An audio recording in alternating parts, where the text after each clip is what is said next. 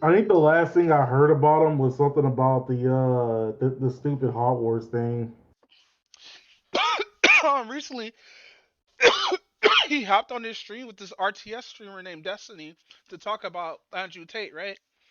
Right. And Destiny, that kind of person who he spotted like idiocracy and like end up just trolling people, right? See, like he's that kind of person to be like he will make like a joke, and like he sounds totally serious with it, but like you realize that it's a joke unless you know the person, you don't know the person's like super serial or whatnot.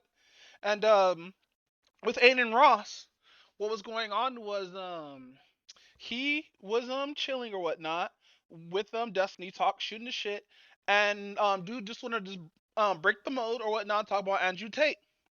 So Destiny calls him like a rapist, and dude's like, "Oh, who's your rapist?" Defending him for a little no, being a pimp. Let's call it how we call it. He was being a pimp and he was doing it wrong.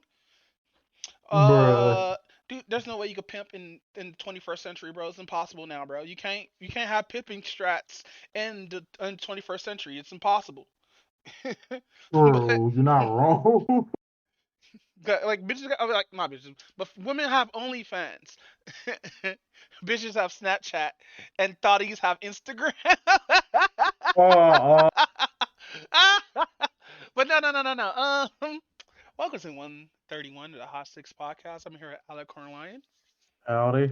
and I'm Doombot. Let me close up this game real quick so I can concentrate. Oh my god, fucking so many fucking hours. Jesus Christ, I hate it, bro. So many fucking hours. Fuck. I should have just did B-roll. Fuck. That's all should have just been B-roll. But yeah. So Destiny makes a joke like, "Oh man, Hitler predicted OnlyFans is gonna next Holocaust," and this dude Aiden Ross is like, "Yo, for real though, Hitler predicted OnlyFans back then, man." I'm sitting here like, like, yo, is he a himbo? Oh, fuck. So, yeah, fam, let's get right into the topics. But, man, dude, I watched a lot of anime. Oh. Yeah, I was gonna add South Park, but that's gonna be his own little, like, section or whatnot. But, yeah, fucking, I watched a lot of anime. I guess I'm not gonna talk about Handyman, because, hey, can I start first? Yeah, go for it. Okay, so in episode 9 of Handyman in Another World, bro, the fucking girl is down bad, bro. Cause you know Oh how you told me, you no. know how they told me to measure dick, but never sizes by with dick size, Right. and so the old man's talking. So everything already happened. The old man's oh, do you remember how I told you the old man's dead? Yeah. Apparently, it resurrected this nigga. Why? They needed something from him, I guess, or like they have resurrection magic in that universe. So anyway, they resurrected him and found out he was incomplete. I know. First, they thought they resurrected him, but he started going crazy and shit. But it really wasn't him. So the resurrection spell they used was used for the wrong person, right? So anyway, the old man did die. I'm gonna say this right now. The old man is dead. So anyway, the old man ends up saving them using his own magic, right? And he looks like a fucking. So they keep on doing this thing where he keeps phasing in and out of fucking skeleton and human form, and he keeps on going in between, and it looks fucking horrible. And I'm laughing my ass off because how funny it is because they're doing it because he's doing this mid conversation. Cause He's doing all this mid conversation. What yeah, the cause fuck? they cut after he kills off the lich. They cut to them being inside the house. No, they cut to him trying to find out where his dick is at, right? Because apparently What? when they buried his ass, a demon dog rolled up and just chopped his dick. So he came back incomplete. So that's why he's phasing in and out and shit like that. But apparently the warrior chick in all armor, she's just down bad, bro. Cause remember how I told you that? Remember how you told me how they display sizes with dicks? Yeah. So when the when home dude the wizard was like, hey, you have a problem with your dick got snatched. How big is your dick? And he's like, oh, about more about a little bit of half size of the what's or the normal penis size or whatever, because they based it off dick measuring by from a king. So she hears this and she's just non-stop blushing and she's just sticking inside of her head. You know that thought in every single fucking you know that virgin thought in every single fucking animation where Yeah. she's like, big dick? Oh my god, his dick must be huge. And she doesn't have the inner monologue. That's what they did with her, so yeah, she's down bad, bro. Oh She over here no. not listening. She over here not listening to this conversation about thinking about how big this dude's dick is. I'm Oh like, my oh fuck, she's god. down bad. I did say I wasn't gonna watch this shit, and now I'm stuck on it. I hate it here. But no, old man ends up losing his dick. Girl's down bad, and he's there's also another side story that's explaining about the wolf's half of it and like how he also fell in love. Like, what the fuck is all these love stories? Is this a trope? Is this a fucking trope? So he fell in love with a lost wolf who was lost, and she was all feminine and shit. Had his kid and shit like that until she died because she tried to be like him. Bruh. Then she found out she has like a little puppy, little puppy squirt swizzed on out, all full of hair, no blood, just fully white, like no placenta juice all over his body, just pure 100% already clean fur. But no, it goes through his story how his wife died and how he took care of his little his son and her daughter, I think. And that son and her daughter end up taking care of the warrior girl, and that's how they end up meeting up the warrior. Okay, so the warrior girl is basically she's an orphan. She was raised as a wild child basically, and she goes raised by the same wolf that raised that raised. Okay, so the demon wolf had a half breed wolf that raised a child who's a warrior now and who's fucking lusting over the main character, and that's how that's related. And now it's a scene where the same wolf is going back to the village or whatnot to I guess he's the one who ate the penis, and I guess the one he has to return it. What? It's fucking weird, but I hope because it seems like it's gonna go that way. This is the last arc. But yeah, they brought back Old Man, and it's fucking hilarious. But with that said, how is Ordinary Life, episode 9? All right, so basically we left off where like they meet the original hero. Uh huh. Hello? Oh, okay. Oh. Yeah, yeah, yeah. No, no, I was like doing something, but no, no. We originally left off where we met the met the original hero. Uh huh. The dude looks all serious at first, but then it turns out that this dude is because he's like the original hero, he's like kind of like a celebrity to like a lot of people. So like he's over here like being joyful to the kids and everything else like that.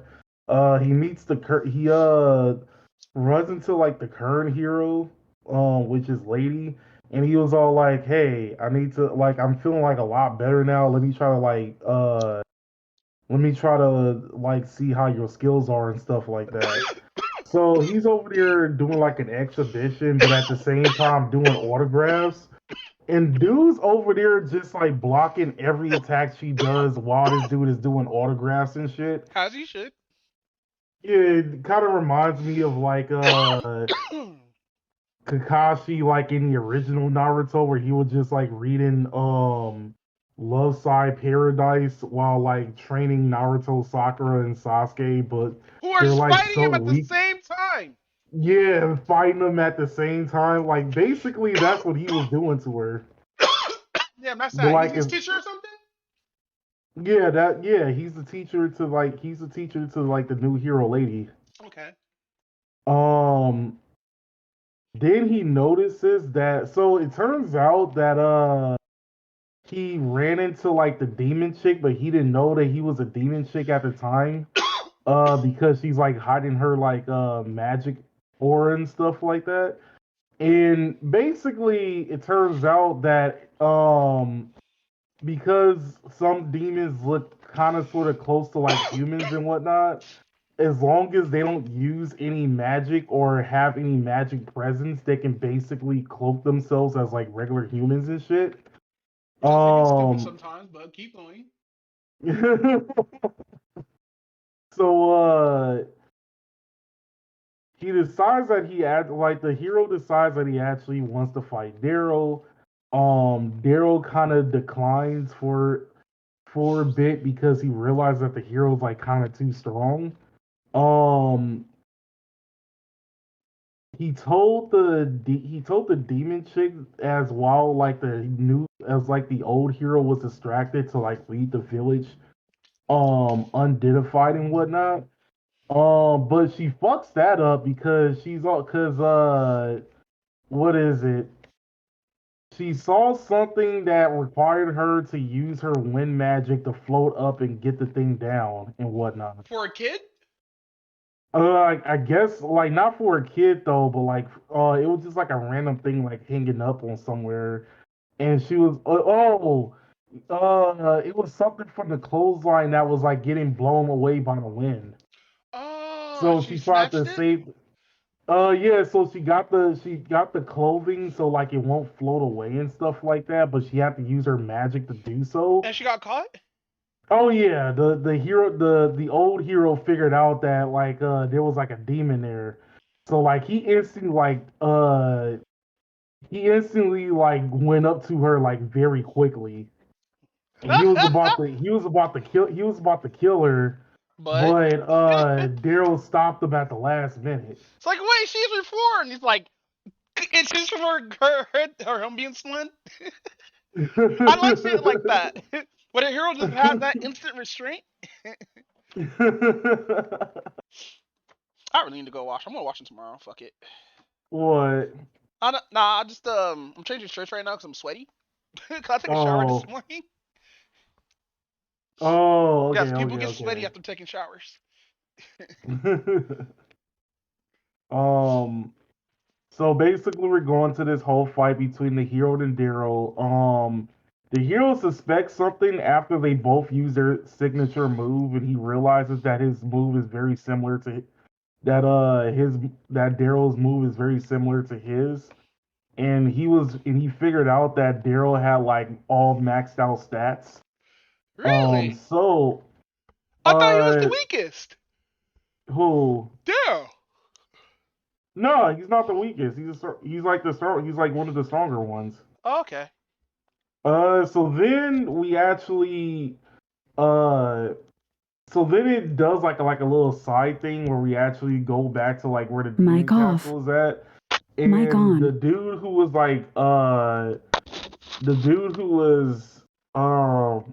taking care of Daryl when he was like little and whatnot.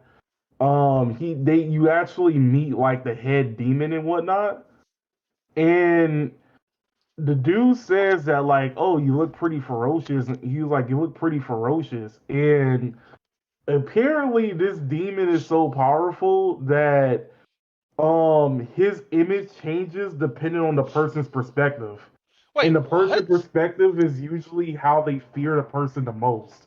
Oh, that's kind of smart. um So basically, he went to like the head demon in charge because like he was all like, oh, you know, I want my son to not be like part of like the great four demons and whatnot. And he was just explaining that like his son has like weird ambitions and whatnot, and destructive ambitions, and not only that led to him firing Daryl and everything getting all out of whack and whatnot. Uh huh. And of course, like the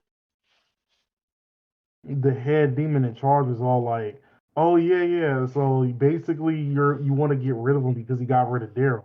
He was all like, "Well, don't get it twisted. I like both of them equally and whatnot, though. But getting rid of a Daryl was like a huge mistake." So going back and forth between him and the original hero. Again, everything that I said earlier turned out to be right. Yikes. Uh, the demons raided the village that Daryl was born in. And when one of the generals figured out that that was the hero's son, he decided to use he decided to take Daryl away, and raise him as a demon so that they can use him as a secret weapon to beat the hero. Because they're all like, oh, if who better to kill the hero than like the hero's own like son and whatnot. Yikes. After some confirmation, the hero asked like everything about like how old Daryl was and where was he like around the time because Daryl said that he was like raised by demons and whatnot. And of course, like the old hero figured out that that was like his son and whatnot. So after that, the demon general that actually raised Daryl came to the village because like the head demon in charge told him where Daryl was actually at. And basically that's how the episode ends by both having the demon general that actually raised Daryl and the old hero actually meeting each other for the first time. Oh, okay. Oh yeah. Also, there's no Buddy Daddy's review because the current episode is a recap episode. Hmm. What? Maybe I should watch that recap episode and then continue from there. But nah. Cause like I was reviewing of one of the podcasts and I said I was gonna watch Buddy Daddies with you, but I think after that I changed my mind. But I have to check though. If you want to watch the recap episode, go for it. I'll do it just to get like caught up and stuff. But I won't watch the whole thing unless it's by myself. Like I'm doing Orphan right now, which I Oh, skipped a couple of episodes. Also, I know I shouldn't be talking about this. I said I wasn't gonna talk about this on the anime on the episode, but fucking what you call it? I ended up watching Boku no Hero again. okay. Yeah, basically it's the vigilante arc where he leaves the school because everybody thought Bokugo was dead, but he really is not. But I think he dies anyway. I'm not sure, but yeah, Deku's in his vigilante arc, and it had me thinking, bro. Like I'm kind of happy that like he told everybody the truth and he like put it out there. So I was like, yes. Like I'm super happy about that, and that's all. That's all I wanted from the series for him to just be like, "Yeah, fam, fucking I'm basically a fraud. I don't have no power." I still think Oh, he, he told everybody? yeah, he told everybody. Oh shit, how did everybody take that? Well, it was during the time of chaos, and so in this arc, all the villains got out and fucked up a really big city, and since one for all or all for one, no, all for one is the villain. Since all for one um is fucking hunting Deku because he has one for all. Fucking yeah, he had to like deuces out of the school because it's getting too close to family. Like Oh, I wonder what happened to his mom though. Cause like cause like Deku isn't fighting the hero that's basically just like slain, but like saw all of, like the toxic shit that happens in Hero Dome, like murdering niggas and shit for the greater good. And her feeling all bad and shit that has to fucking she has to fucking be a hero but kill people at the same time, and she broke her trust, so she became an anti-hero or a villain, which is dumb. Just quit heroing, But that's besides the point. What are you still done with Ordinary Life? yeah, I just got done talking about the anime. Yeah. Okay, I talked about Handyman. Ha, fucking Trigun's Stampede. We finally got the second half of Trigun and Knives, and why Knives went all crazy and mad and angry at people and shit like that. Because the plants are actually living beings, and since Knives and since that source, oh, they finally get to talk. They finally talk about what happened to Earth. So like, Earth basically got greedy and destroyed itself. So they went to other planets with these new aliens, with these new creatures called seeds. And basically, what these seeds are, they generate power. Nani the fuck? Yeah, a large amount of fucking power. And so, the humans are using them for like power stuff and stuff like that. And Vosh and Nell can feel their pain and stuff like that, right? Now they're seen as second class humans by some people, or people don't know who they are. But basically, they're basically Vash and Nell are basically just like healers or whatnot for those plants. But they can feel their pain and like because since they were like DNA is the same as the plants, they can hear them, communicate with them, all that shit, right? And so, in the story, we learn more about why Nels became the way he is, and kind of stupid, honestly. Cause like kill, having him destroy the ship with all the humans on it, yeah, understandable that he went a bit psychotic. That's what Nels is. But giving him an actual reason, that feels kind of weird to me. Like, yeah, I hate humans because humans did this. No, Nels was just psychotic, and we got that. Bruh. Yeah, we got that for a bit in the episode where it showed like what happened to the ship and whatnot. But I don't know. He hate humans in this one.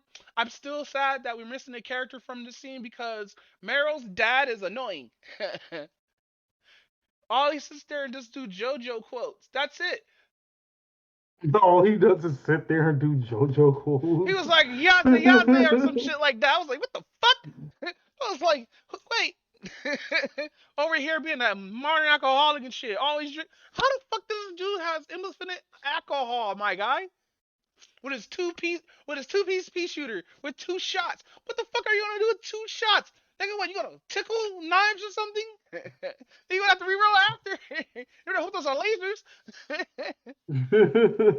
But no, we get more of them finding out. Oh, so I finally got how the fucking shit works. So people who are aged up fast are a few characters. Vash just Vash, even though he still looks like he's in his 20s, should be in his 50s. I mean his 30s or 40s, because the people who took care of him were old as shit, and she was super young when they met Vash, so she looked like an old lady. They finally explain. Bruh. Yeah. So Meryl ends up getting kidnapped by the bug dude or the bug girl or the bug shirts. I don't know. But apparently she came from a different ship, or they came from a different ship, just like everybody else. And she wants to know why, or they want to know why they're here and why the Earth died. Well, she know why Earth died, but she wanted to see what is humans' next step and shit like that. So she's like chaotic neutral. She just works with whatever she works with, since she's free from like the clutches of all that shit or whatnot. But yeah, fucking yeah, that's the episode. Even though it sounded like I said nothing, I did say a lot. How was sugar? How was sugar apple fairy tale? Oh my god, fucking Anne just can't catch a break. Is she? Finally, Go ahead. oh wait, what were you gonna say? Did she blush when the fairy was like "ara ara"? Wait, why would a dude have horror energy? I don't know. There's dudes that have RR energy. We need that anime. Wait, but the dude version of RR energy is the Riz. No, no, no. They gotta say RR.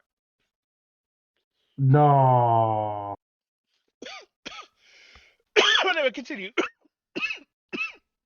All right, so she finally gets to the village. She finally gets to like one of the she finally gets to Lewiston, which is basically the place where she wants to enter the competition at. Hmm. And they actually run into the cat from like a few episodes ago. And but the thing is she was originally visiting Lewiston to figure out when the next competition is, and it turns out that she was uninformed that there was another that the next competition was happening soon, and nobody gave her any information to try to like register and whatnot. Mhm. Turns out that this is done on purpose because now the competition is completely different because now there's two different houses actually going towards the competition. Not only that, it turns out that the crops for the sugar apples is actually in a decline. So now it's prohibited to get in any sugar apples unless it's directed towards the two houses that are at the moment doing the competition. But it gets even worse when she actually gets there to register. And at first, a lot of people don't. I mean, the house that's there. Not only you find out that fucking Jonas's dumbass is there, it actually turns out this dude was spreading mad rumors. So everybody knows that Anne was the one that actually got the favor from the Duke, but the way Jonas told everybody is that she got it by doing sexual favors. So yeah, it's Jonas being like a jackass as usual. So now everybody that's in that particular house, I mean, who's in that particular family is now kind of sort of doubting her skills at all, and just thought she only got the favor from the Duke because of doing like sexual favors and shit. Mhm. Then one of the higher ups from like another house actually came and actually saved her reputation a little bit, but that's when she and everybody else and the two fairies that she's with figured out that they're actually plotting against her and that they don't really want her to succeed and whatnot. Uh Later on you figure out that the person who saved her, he's not really malicious. As far as I know, he's not really malicious at any intent, but he's kind of more of like a competitive spirit.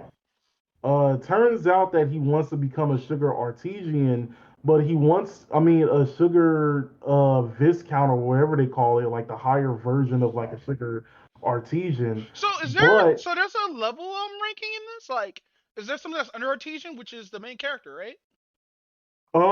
yeah, because like I think like yeah, you're a sugar artesian, and Mhm. then to be like quote unquote like I guess like it's considered like the master chef version of it.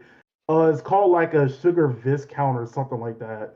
Oh, okay. Like I kind of it's kind of similar saying like that, but that's what I'm getting from it. You know what, Uh Alucard, how come we don't watch this on stream? Because I can make you a V. Because I'm still making a VR avatar. I just haven't finished it yet.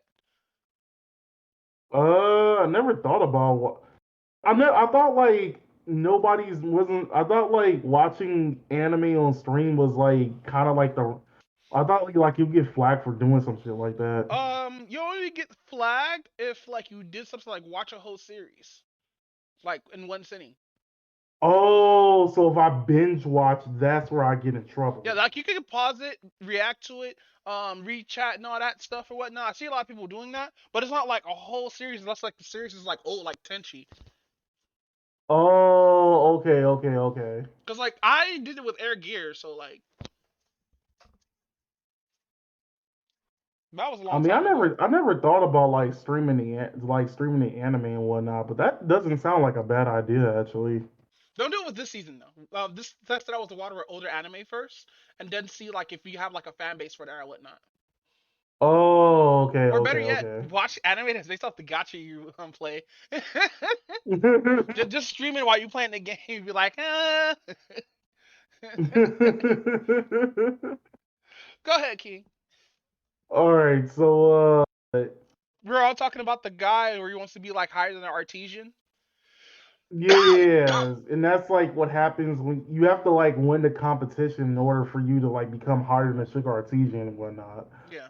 Um, so it turns out that like he's kind of like super competitive, but he's like slightly Excuse cocky me. with it Hmm. because he basically says that He only helped Anne because he wanted like he wanted some competition. So it turns out that he's one of the best artesians in the series, but he said that everybody else that's competing isn't really too much of a challenge, and it'll just be a breeze of him actually being in that tournament. Okay. Then he said that Anne is the only person who can give me competition. So I want to beat her, but I want to beat her like at her best and whatnot. And one of the things that he does, and the reason he figured this out is because in exchange for helping her register, he wanted to use Charles as like a base. So he wanted Charles to come to his room and actually try to make a figure drawing out of him. Uh huh. Um, and he told Charles that, but he told Charles not to tell Anne that because he doesn't want the pressure to be on her and whatnot. Okay. He said that putting the pressure on her like that would kind of ruin the fun and all that. And then he mentioned that this is her only chance of winning, and if she doesn't win this, then she might not become a viscount. Because she's te- technicality she's blacklisted in a Uh way, but huh. not really. That's basically what I'm getting from it. Like, Jonas is trying very hard to blacklist her, so it's gonna be a lot harder for her to get into competitions and stuff like that afterwards. Mhm. So he was all like, "This is like her only chance of actually becoming a viscount, and if she fails this time, she might not ever become one." Um, because like Jonas is that much of a bitch. So yeah, that pretty much ends the whole episode right there. Actually, Oh, cool, cool, cool. You know what? The universe is so fucking interesting that they use candies and sweets that they can't eat has art. No, I found that shit wild, bro. Like, imagine you about to starve to death, but you have this fruit, artwork that you made of fruit and other things that you can use and eat is to survive. But you're like, no, fuck that, let it rot. I know it's magic. I know it's supposed to be magic and shit like that, but fuck, bro, I couldn't, bro. I'll be a fat ass in this universe. Either I'm doing a sport, or I'm a fat ass in this universe. Cause holy shit. And then they have fairies, nigga, fairies.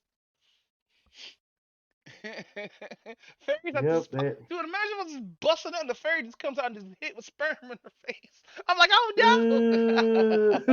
no. She probably came in this world all traumatized and shit.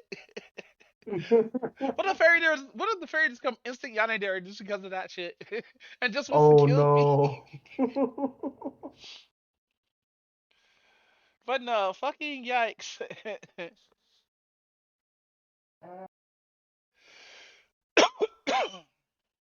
So yeah, she just can't catch a break. Damn. So what about the fairy guy? Oh, Charles. Yeah, anything he do in this episode, or was he just sitting there being all jealous and sexy? I know he was all kinds of upset this episode. Be like, damn, my master with another man. How could she? Well, he is on his own free will. Oh yeah, so he's just ready now. Damn it.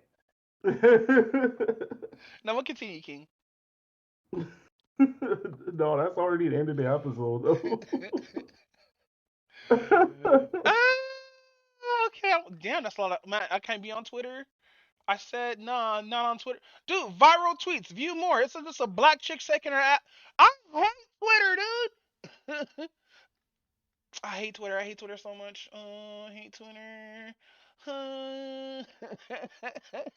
So, and adventurers who don't believe in humanity will save the world. I gotta actually refresh myself on this episode real quick, so I forgot what happened. Honestly, I think.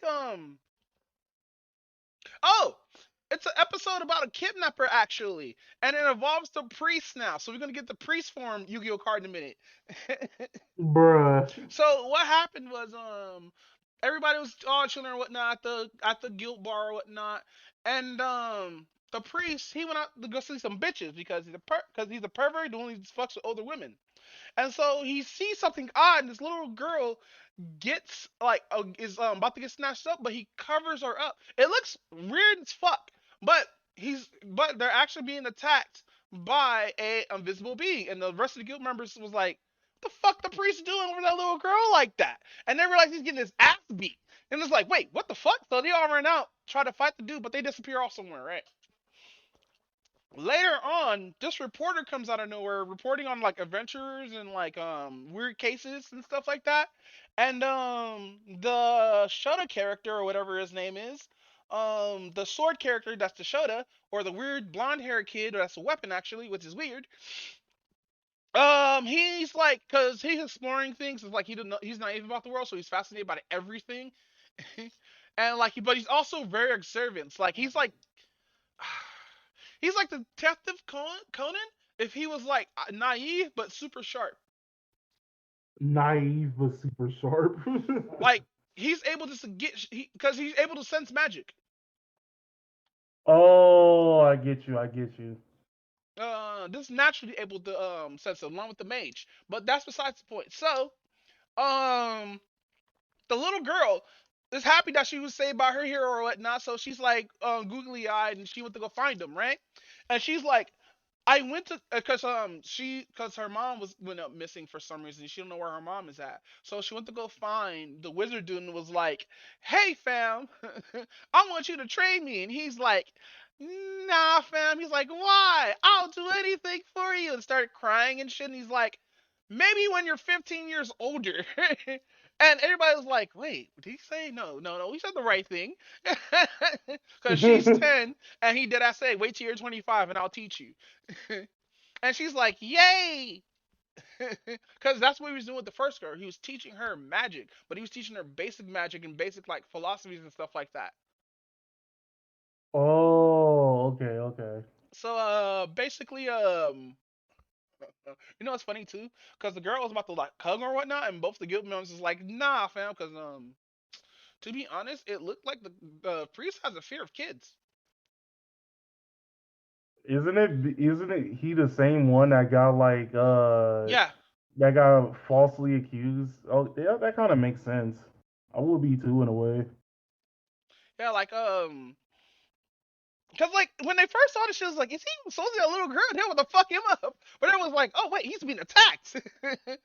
And so during the whole thing, a real reporter girl comes out of nowhere, right? Because this is when they were still at the bar. Because this is after the attack. Basically, they end up talking with the girl and now find out she's a reporter and she's looking up the weird case of this missing mother that relates to the little girl, right? And that honestly, and the boy with the sword, he's super fucking smart. So he bumps her into the dragon dude, into the dragon chick, right? And she's like, "Oh, what? This is odd. You're tiny, right?" And she's thick. And you know how you do that little thing where they like to press the boot so they squeeze their hand? Yeah. So they just that, right? Signifies that something wasn't right. And I know I kind of spoiled a little bit, but later on they end up going to the hood. Yes, there's a hood in this universe. They end up going to the hood. They end up doing hood shit. End up betting. Oh, all right, bet. I bet you bounty hunters all your fucking money because this is the witch chick and she always wins. She was like, I bet you all my fucking money and my and my and whatever else I got, right? And they're like, we don't have enough money for that. She's like, all right, bet. So she puts her money on the line. And everybody's like, all right, bet. We put all our money on the line, right? There are some who bet with her, some bet against her, so on and so forth. So they leave to go find a dude, right? Not even 20 minutes, they get accosted by some random thugs, and end up beating up these random thugs. But they end up stopping, noticing that there's some code or whatnot that they can't do here. So they're like, all right, bet. So they end up talking to some of the locals, find out they're supposed to find this one dude. They're supposed to find the dude supposedly the kidnapper, right? But that was all a ruse. So there's a priest there that's the same priesthood of the same guy, right? And they ended up having a priest talk, right? Because at first it was about to be a fight until another priest came through and came up with that logic. He was like, "Hey, yo, yo, fam, pause, no whole meals." So anyway, they had to get to talking to get information or whatnot. Even though the guy was fucking the guy that was supposed to catch wasn't a fucking kidnapper, they caught him anyway, and turned him in and got the bar gold. So what this little short stack does, she snatches up the gold, right? And everybody's like, "Hey, yo, some of that's our money." She was like, "Fuck that."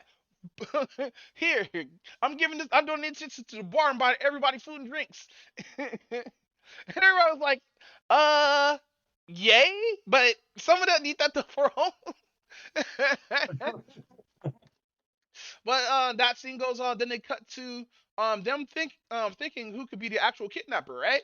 And the dragon girl was like, "Hey, yo, I noticed something about that news reporter chick. She was like heavier than like normal the way she was, yeah, the way she was moving because she was moving like she was like twinkle toes. She was like really agile and shit, right?" So Right. the sword dude was like, "Yeah, when I bumped into her, she kind of like felt like chainmail almost, right?" And like, dude was like, "Chainmail." And so when the priest was being attacked, he was being hit by invisible chains, which they could hear. That's how they found out he was being attacked, actually. So they end up they all end up talking with they all end up meeting up with the little girl and not the priest, but some other woman they were with from the guild. And they end up talking. No, it was one of the thotties or the one of the hoes from the brothel that the priest was with was at. Cause yeah, they have brothels here. So hold on.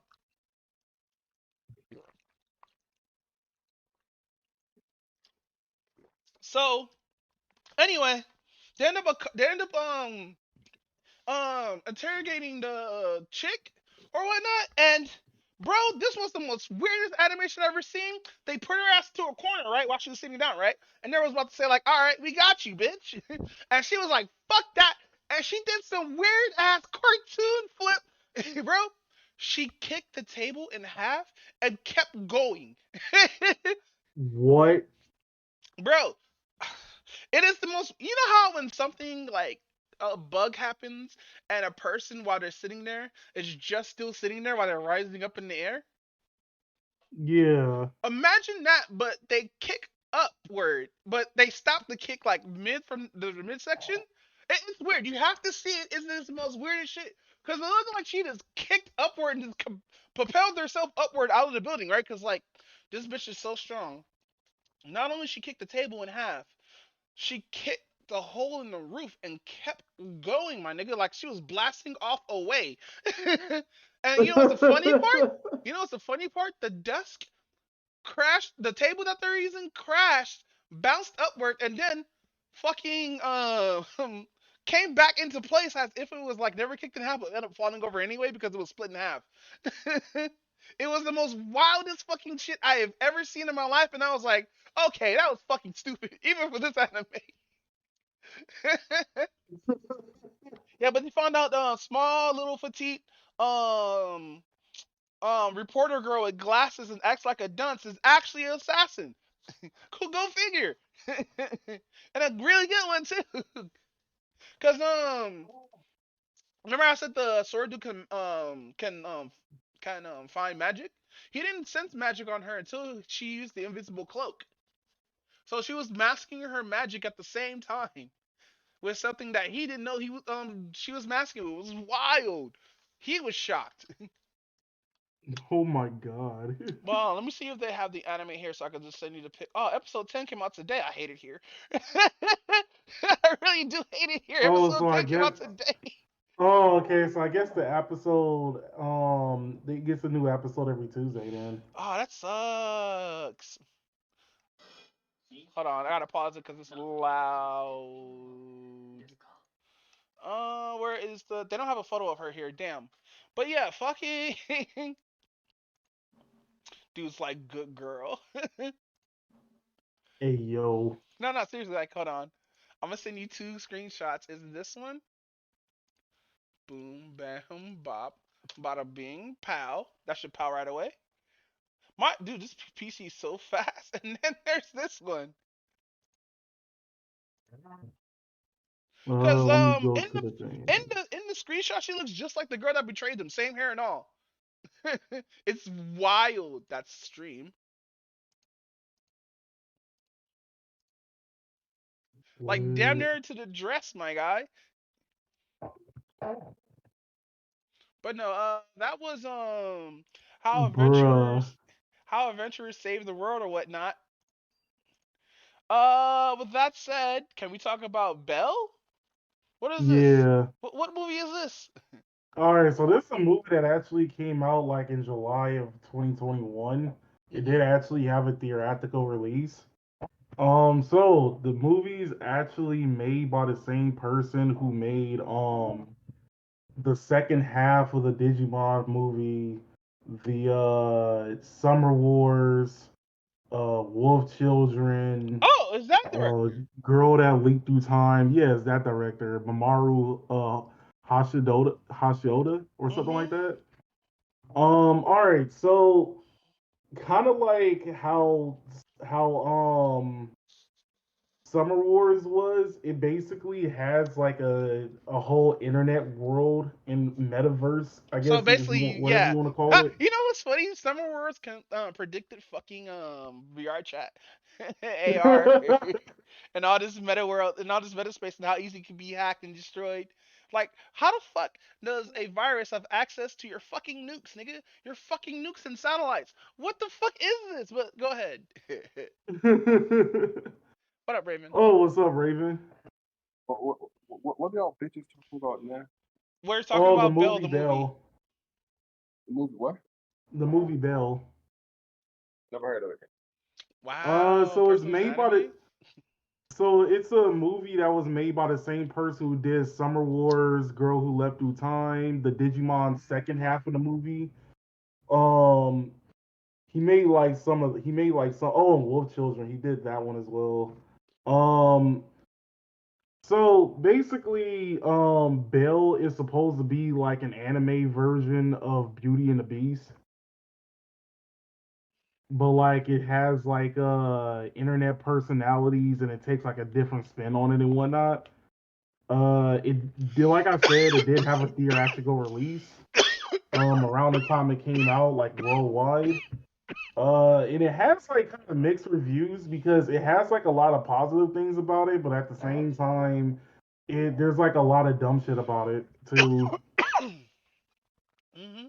Wait, did he leave? Oh shit, he did leave.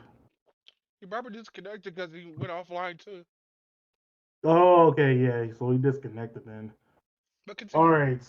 right, so we That had a handle business. But continue. oh okay. So yeah, we basically go into our main character, which is named Suzu. She's basically Susu. just like an ordinary girl who has social anxiety and huge depression. And this is mainly because she lost her mom at the age of 6 while her mom tried to save I don't remember if it was like a boy or girl, a little boy or a little girl from a raging river and I bet you was whatnot. a boy. Yeah, so she tried to go into like a raging river to save like a child, but the child made it, but she didn't make it. Oh damn, that's like And the her fucking home dude home dude. where he saved somebody but he passed away. It was a Japanese game Oh, developer or an animator, one of the two. the Yu-Gi-Oh creator, the Yu-Gi-Oh Yes, yes, yes, creator. yes, yes. Yeah, it's kind of something like that actually. Damn. Um, so she has like she has like she basically just shuts herself from like the world and whatnot. Mhm. This is also including shutting herself from her father. But while her mom was alive, her and her mom used to be like huge into music. Even to the point where Suzu actually sings, as well as her mom. So what she does, like as far as like extracurricular activities and whatnot, she does help out her mom's like choir friends and whatnot. Uh, Mhm. whenever they want to like sing and stuff like that. Mhm. But outside of that, she's just a girl that lives on the countryside of Japan. And once you go to like the school and whatnot, you actually meet like the other people who are kind of sort of going to be part of the story. So you have so let's see, you have Ruka, which is like her best friend, who is like the opposite. She's like an extrovert and all this other stuff like that. You have oh, what was Home Chick's name? You had um what was the name? Suki or what? I forgot how you pronounce her name. Uh,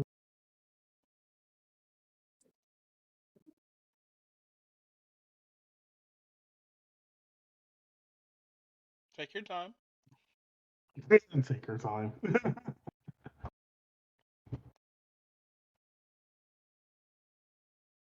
All right, but you have like another chick that like a lot of people are actually into. Um, well, is she's like one of the popular chicks in the school though, but she's not like the bitchy type popular chick. She's kind of more like, oh, she gets like good grades, she has good looks and all the other stuff. So like people like look up to her and stuff like that. Like Mhm. she's that type of popular chick. And then you have like the childhood friend of Suzu, which actually like help her not kill herself when she was Yikes. trying to go into like the river to try to like save her mom and stuff like that. Uh huh. And then you ran into like another dude who is trying to get people into like the canoe club, but the popular girl that like the popular girl actually like has a crush on him and whatnot, and is actually shown pretty well because when he's introduced, the popular girl is actually doing like a musical number, but the moment she sees him, she turns the other way. It's like a pretty cute reaction. Um, one day, Suzu's friend actually sends her a link to this internet metaverse called You, and you is basically like what every metaverse is. You can have like your own avatar and just like do extracurricular stuff and whatnot. So they have like a section for like fighting or socializing or anything else like that. But it does the avatar a little bit different. So instead of making your own avatar, you basically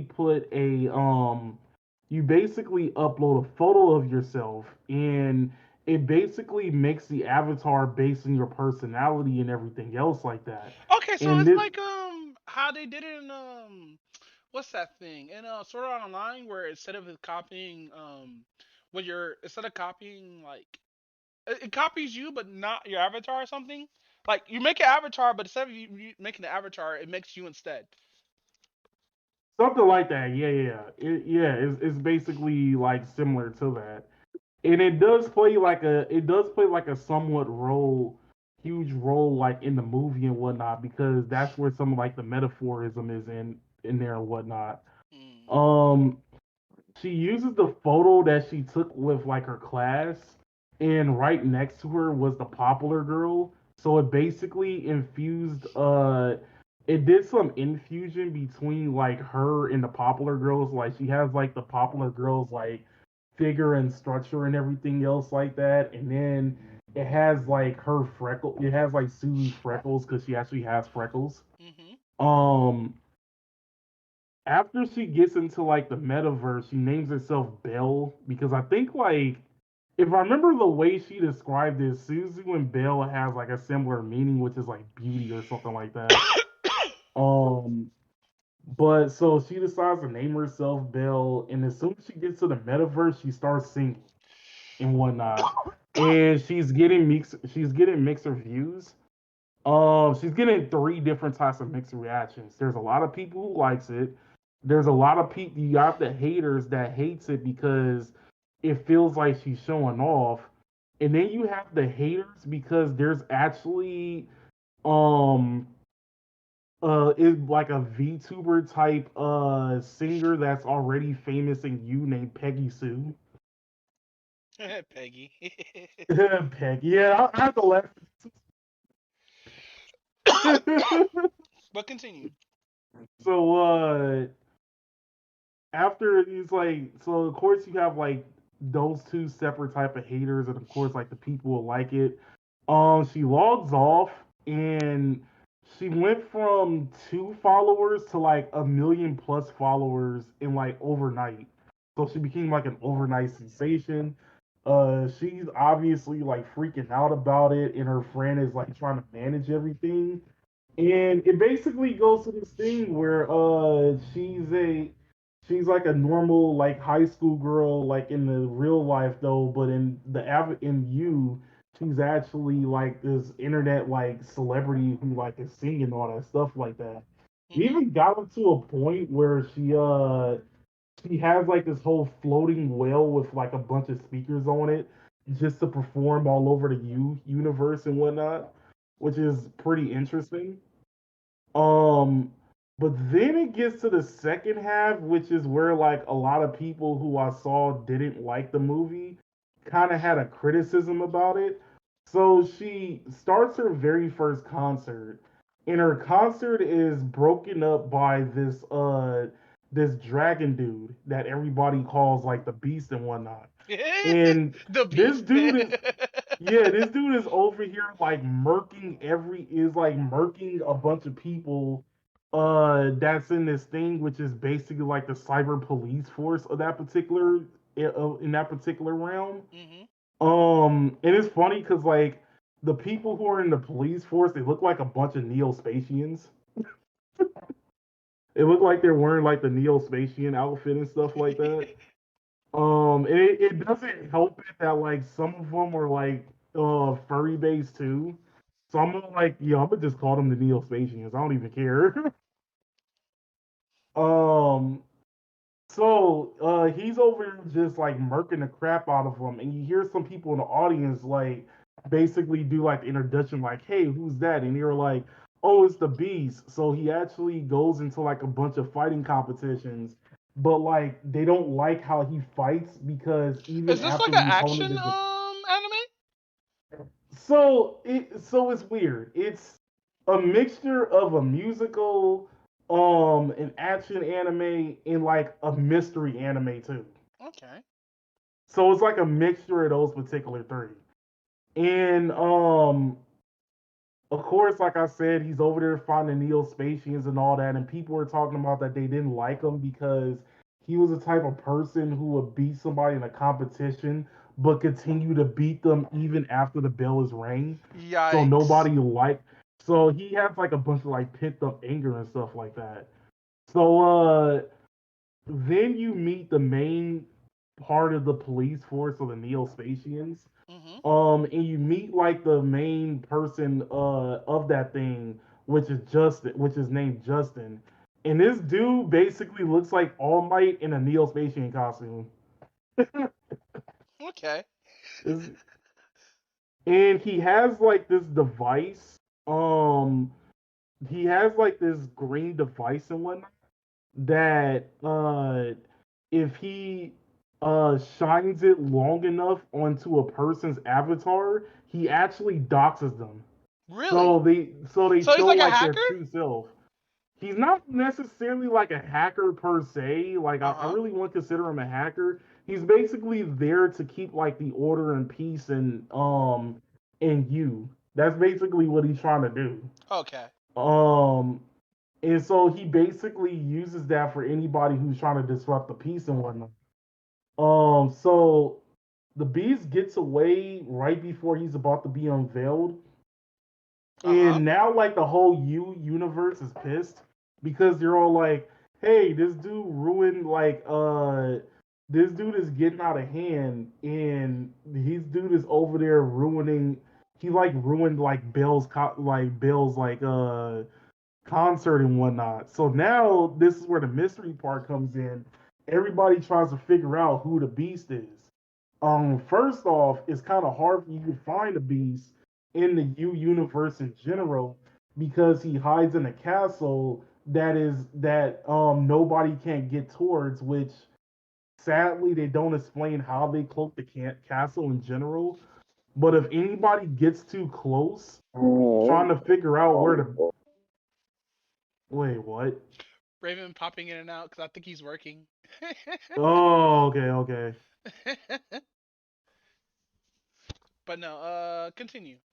All right. So, where was I? Oh, yeah, yeah, yeah. So, if you get too close, he has like a bunch of AI. He has a bunch of NPCs that will lead you to a different direction or lead you into going around in circles and whatnot. Oh, Uh, so it's like a misleading NPC, right? It will just meet yeah, yeah, yeah. mislead. Pretty. Yeah, he has a bunch of NPCs who will like mislead and all this other stuff like that. That's crazy. But go ahead. Um, during the off time of trying to figure out who the beast is, they start going through like some suspects. So, one of them was like this middle-aged woman who was like kind of overweight and whatnot, Uh huh. and Suzu's friend is actually like an interviewer in that particular thing in you. So she basically like starts interviewing her, and she realizes that like she's fucking lying because it turns out that all the photos like on her Instagram and whatnot are actually like stock photos, Okay. and they found like the real photo like what she actually looks like, and she's just basically trying to she's basically just trying to keep up this front so people could actually like her and whatnot. Uh, so they thought that she was the beast, but she isn't. Next one is a tattoo artist that lost his girlfriend like in a car accident, Also, and it's he multiple places his stories. tattoos. Well, it's not like multiple stories per se though, but they're basically giving out the suspects and the reasons why they think they're the beast. Oh, okay, okay, okay. So the thing that the tattoo artist is the beast because he has like tattoos like all over his body on the same places Mhm. of how his like girlfriend got murdered and whatnot. Plus, he's like very aggressive towards everybody and actually refused to do an interview, which gave them like the suspicion of him being the beast. The other one was a baseball player who has like a um has like a good personality in the front line, but it turns out that every time they count like multiple photos of him covering like his body up and stuff like that, Mhm. and they're trying to figure out why. Then it goes to this father who has like an older and younger son who lost his wife like in a car accident or something like that, So it's all or some involved in type of somebody who accident. lost somebody by accident. Is that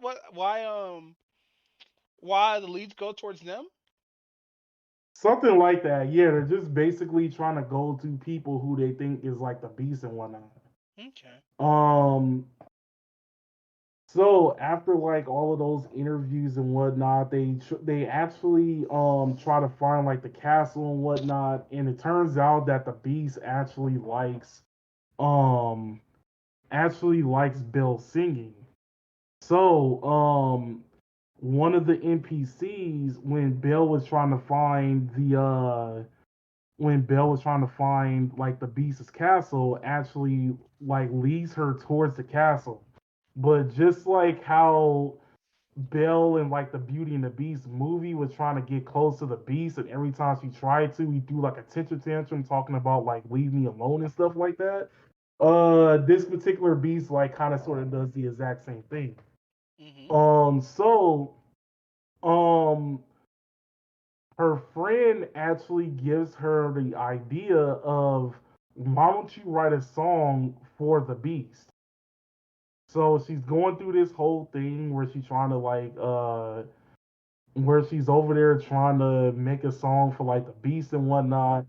And after she does that, she sings for the beast, and he actually he actually like lets up a little bit. But in the song is actually pretty beautiful. Actually, real quick, the songs are amazing in his film. I'm gonna just be real with you on that. So it's And more of a musical, right? yeah, in a way, it's kind of more of a musical.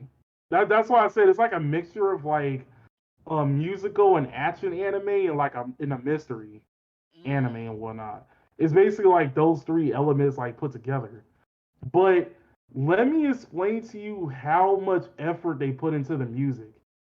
The music and emotions of both the English and the Japanese version is super identical. So identical that somebody on YouTube actually did a mashup of both languages, and there's literally no difference. Okay. So they did a very good job on how they did. Oh, excuse me, of how they did the music and everything on this movie. Mm. Um, so during the song during the time where she's actually singing this song for like the beast and he's like letting up a little bit, um she hugs him for like a second as she's like over there singing, and she was about to she crossed the boundary a little bit because she was trying to figure out what the beast's scars look like. And he like let in the course like he like moved away from Bill and whatnot. Okay. But then he starts out of nowhere he started actually getting on his knees like in pain, and actually it started throbbing and whatnot. Like Throbbing. back throbbing and whatnot. I don't He was throbbing, my guy. He was. No, not Was he like that, damn pulsating? it. Not like that, Did he damn move out with his dick? it. No.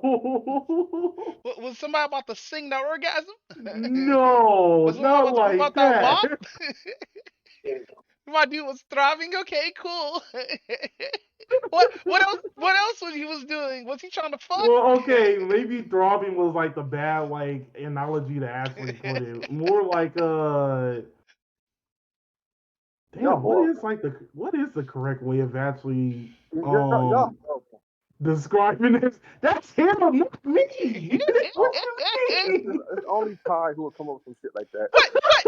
What? He would have said throbbing, not me. No, but you took Said it that? way out of context. How am I supposed to interpret it as that? A guy throbbing? Come on. Honestly, that's supposed to be a possible moment in play. Oh, come on. Like, nobody else was thinking about that, and then it just went straight to the gutter. Child dead. I think I killed Child. Here at the Hotsticks Podcast, me, Jumba, I like to plead the fifth. I'm Oh, scared. my goodness. I'm Editor, dead. please scrap that Oh first part of my me saying that out.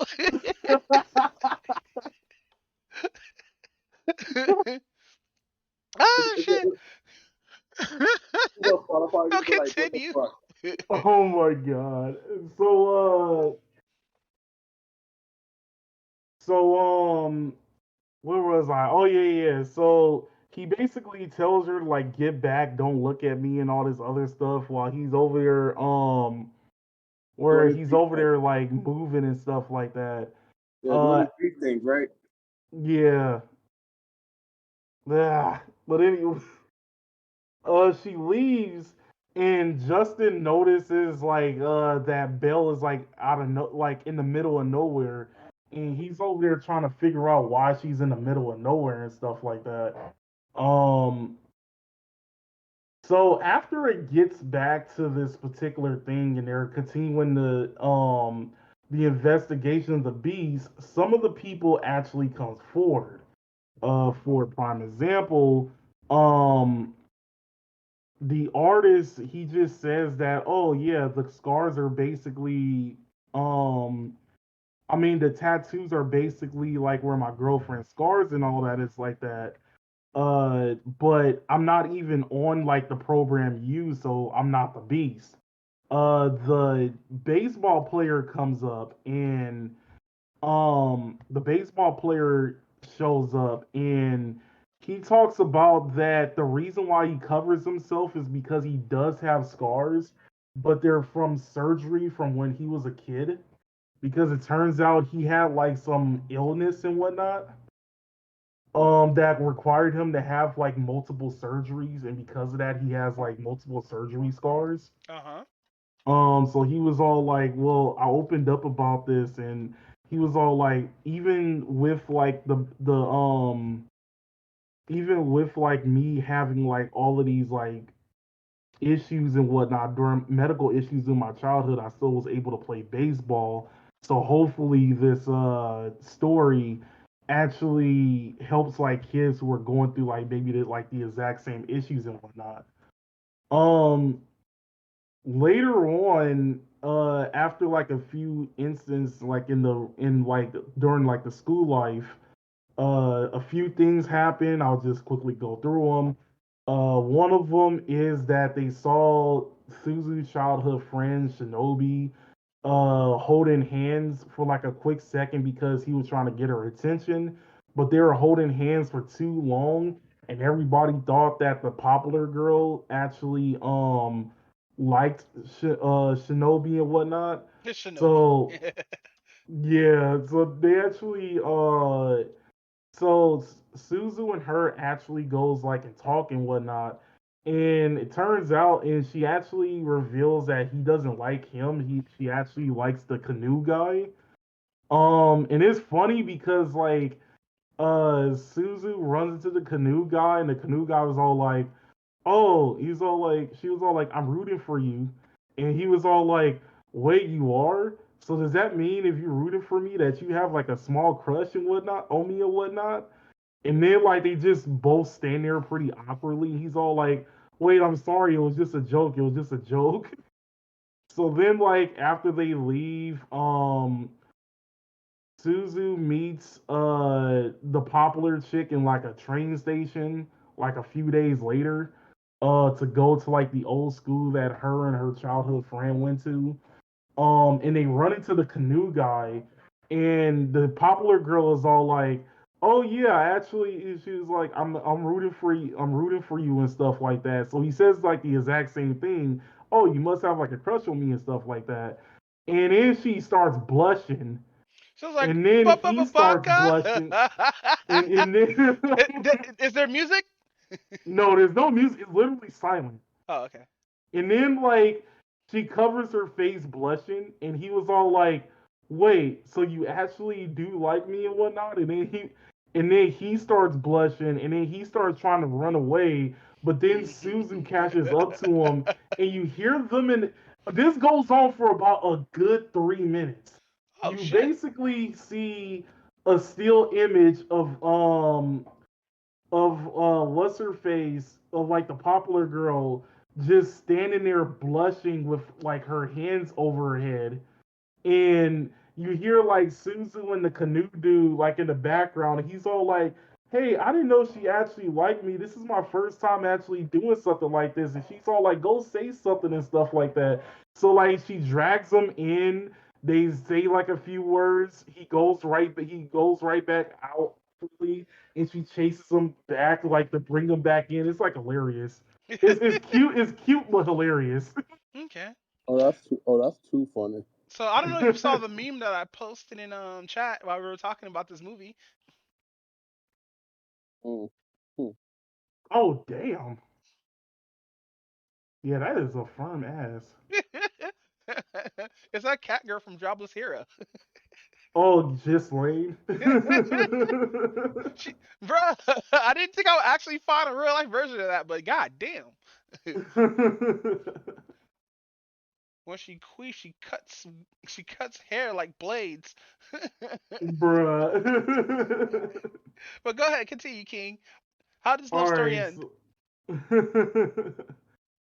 All right. So after getting that out the way, they kind of figure out who the beast is. So during this time where they're doing interviews about like how people actually hate the beast, Hmm. it turns out that the people who actually like the beast are like a bunch of kids because they're all like, "Oh, well, he's like our hero and stuff like that." But one of the kids that you see that talks about it actually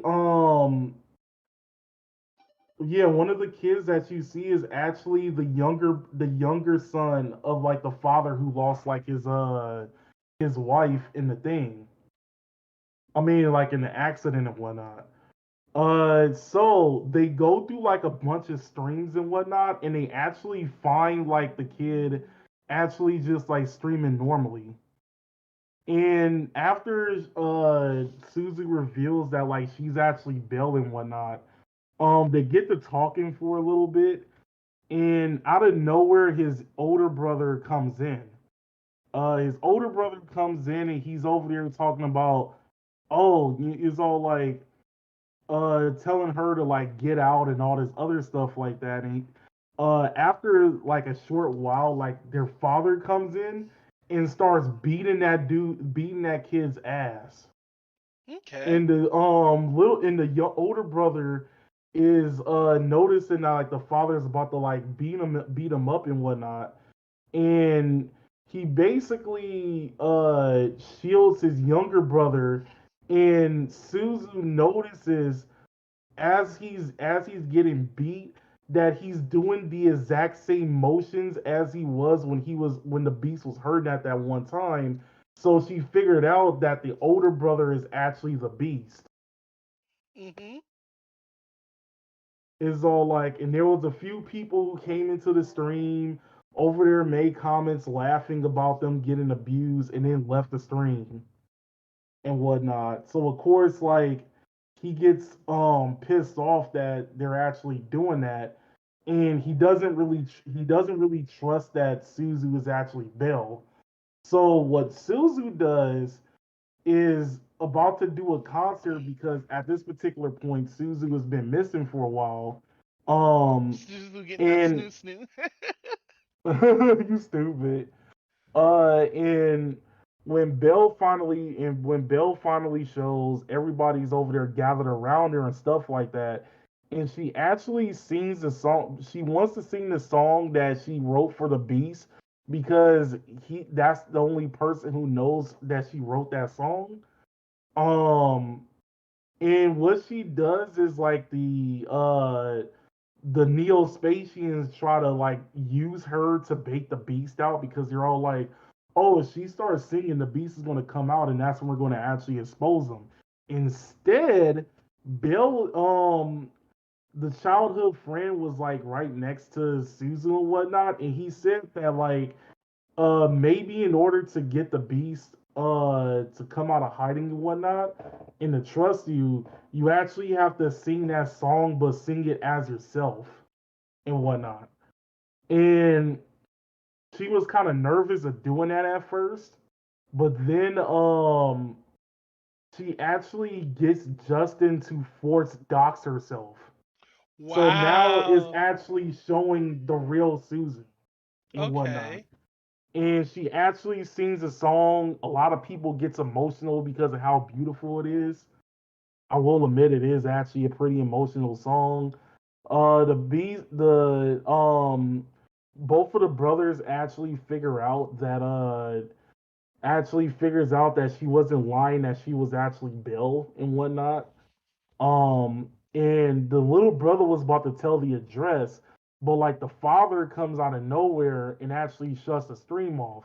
So now they're trying to figure out, oh, how are we going to actually, figure out where these kids are because we need to save them. And Wait, so this kids were was being like held against their will? the kids are being abused by their father. Okay.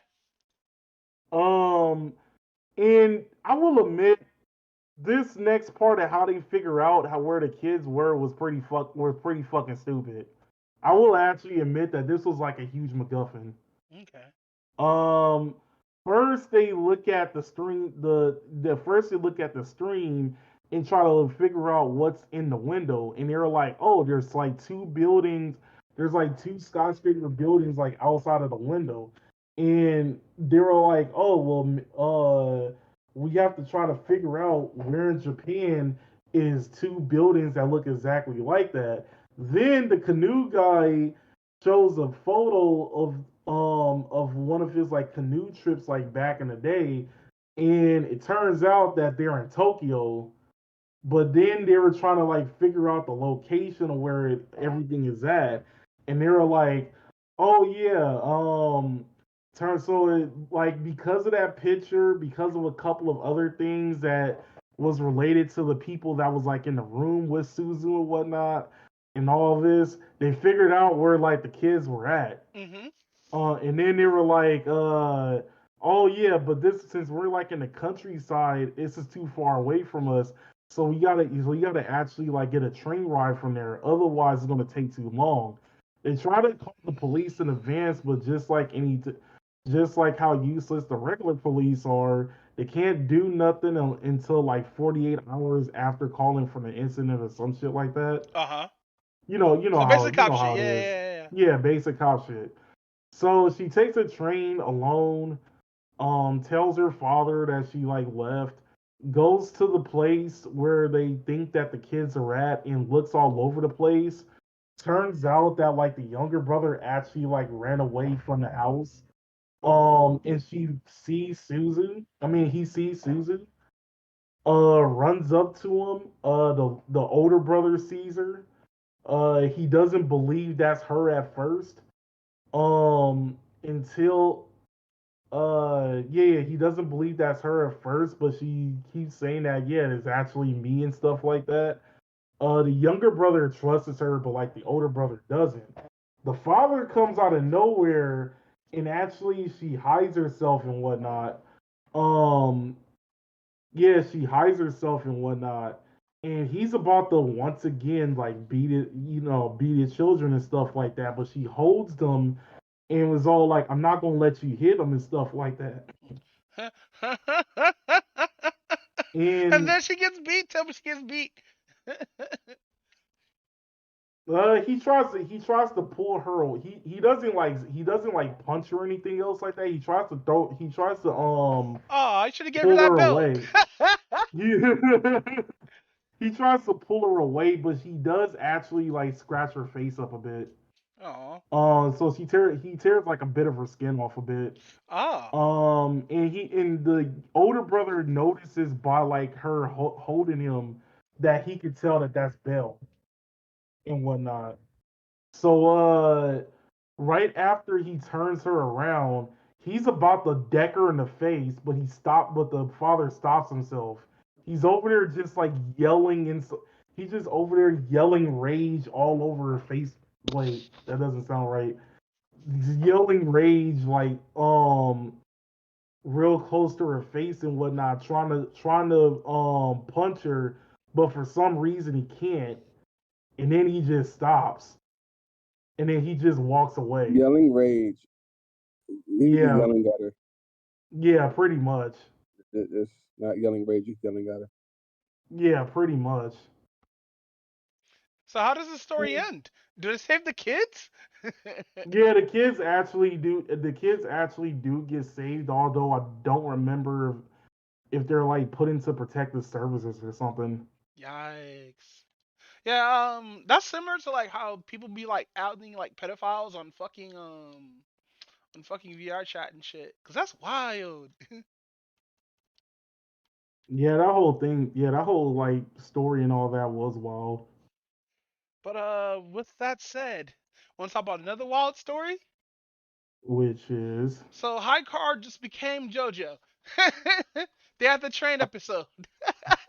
oh They had this no. there's two brothers fighting against other dudes on a train. One can control metal, the other one can control, I believe, rocks or can shake shit.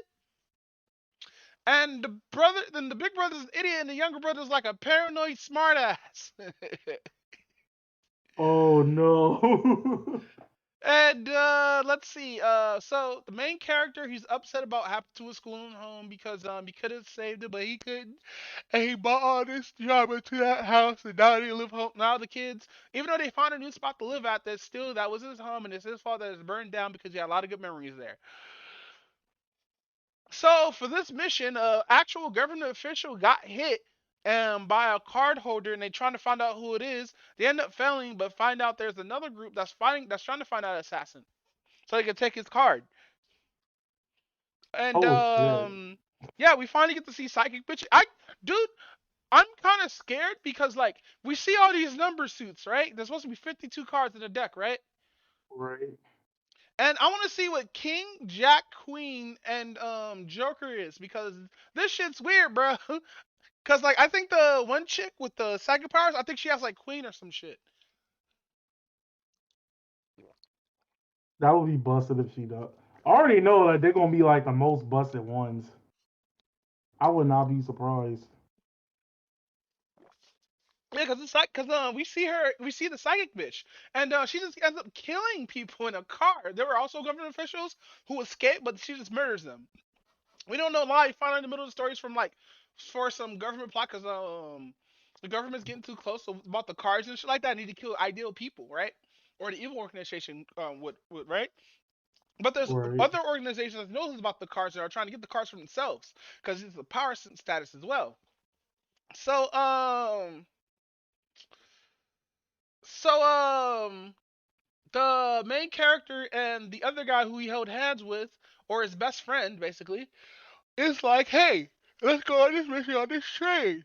And it's mandatory, so you have to come. So his mopey ass is like, huh, okay.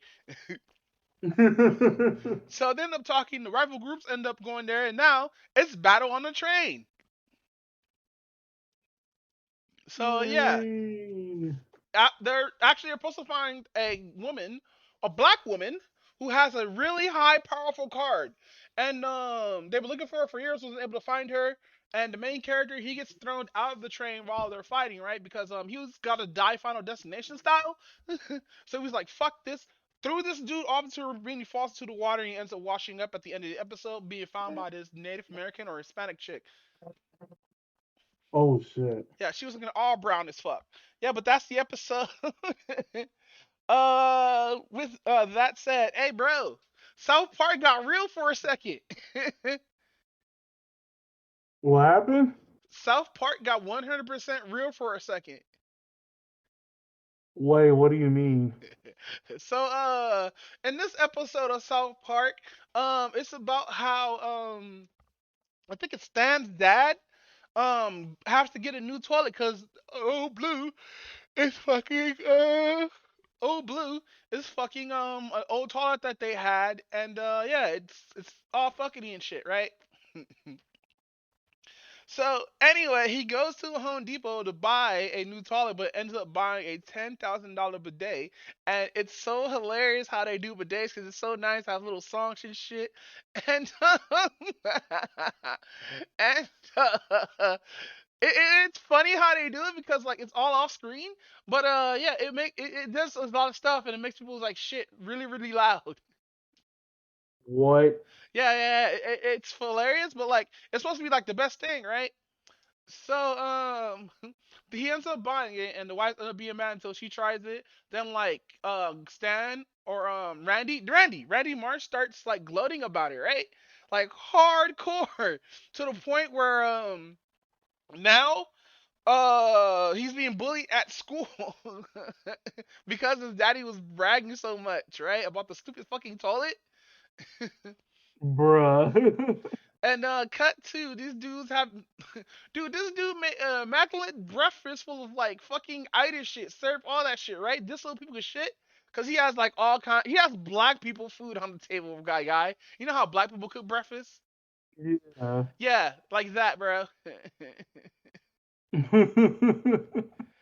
And so the whole half neighborhood's trying to tell they end up liking it. More people start buying the bays, and Randy starts like promoting the power of the bays, right? or debate or the. I'm saying it wrong, am I? Kind of. How you supposed to say it? Debate. I've been saying it so long for so many times I forgot to say it. Debate. No, no, no. It's the shit that cleans out your booty hole when you sit on it. The toilet. Oh, I don't remember what like how you pronounce that either. But I Shit. don't, but if you talking about that like the same one that like Bushido Brown wanted. Yeah. A debate. Well, y'all guys know what I'm talking about. Anyway, do you get those Japanese toilets? Because that's what they call it, Japanese toilets. I forgot they call it Japanese toilets.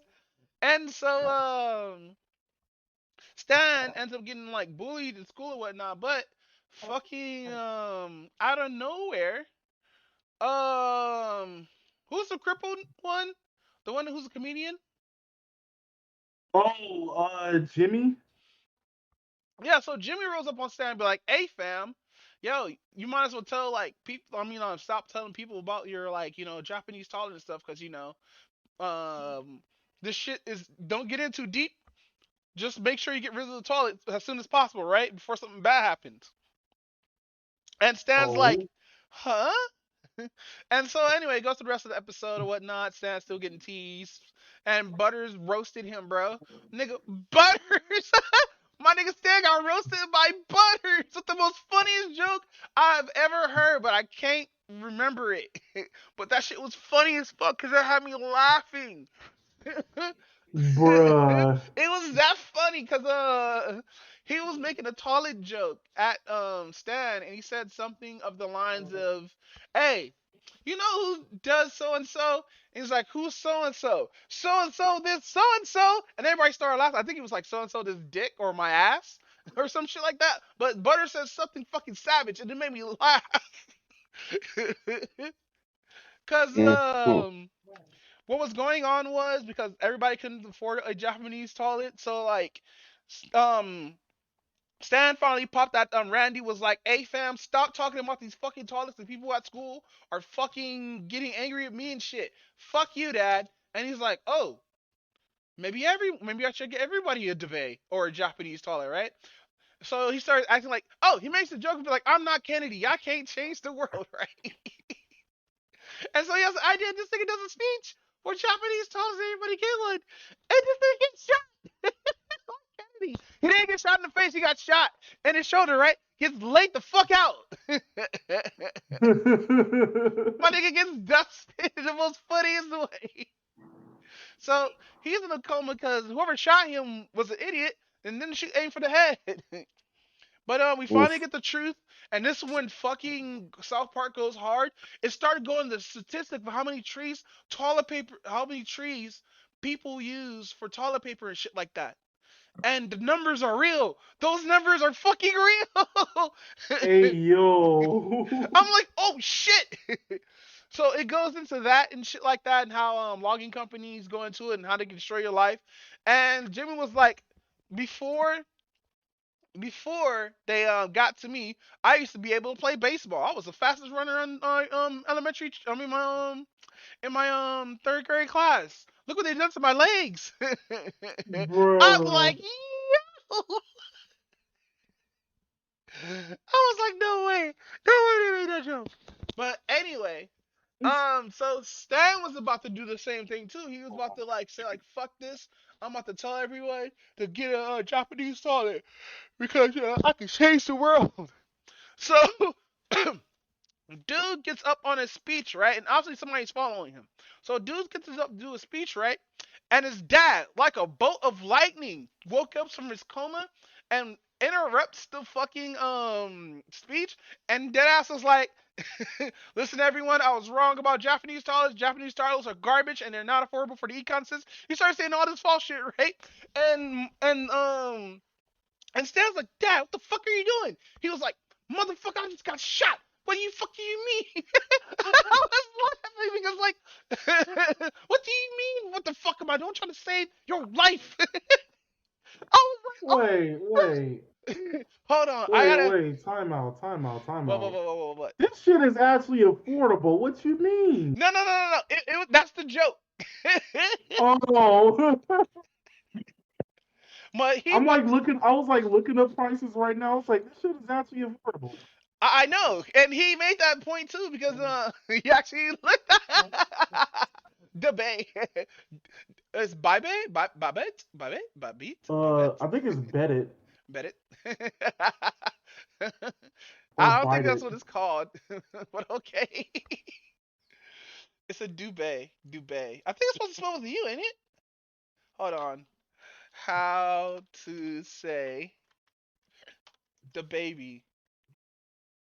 The baby. Oh, it's bidet. Oh, bidet. Okay. So anyway, ended the. Hold on. Bidet. So basically he was like, bro. So Stan was like, Dad, but the trees. It was like, I fucking know, but we don't need to let them know that. I just got fucking shot, Stan. Dude, the hood came out of Randy March quick as fuck. Hold on, let me find that episode, bro. I'm gonna show you exactly what the fuck he said. I'm gonna stream this shit. Where is it? Bam. Where is this shit? Bam. All right. No. We got to go to the beta server because that's free apparently. Pineapple, black glasses, moo milk.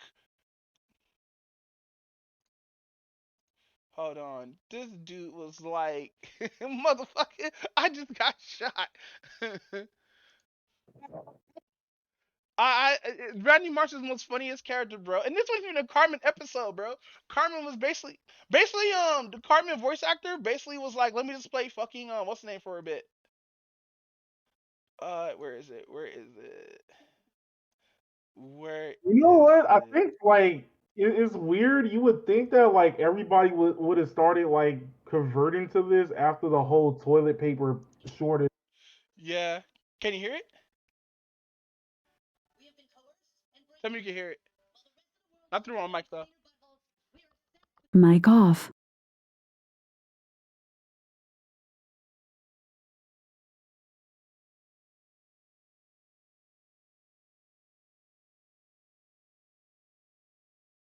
Mic on. Okay, wait till he rolls up. This shit's funny. Meh. Mic off.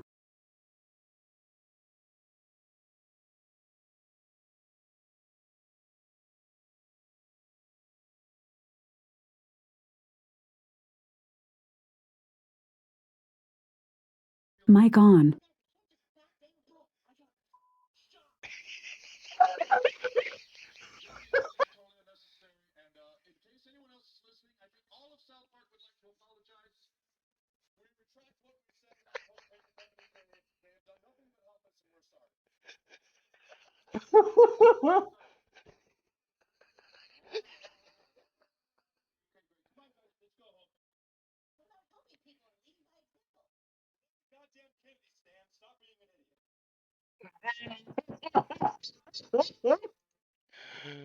Ah! We're not the Bro, Kennedy. my god was like, I got fucking shot, bro.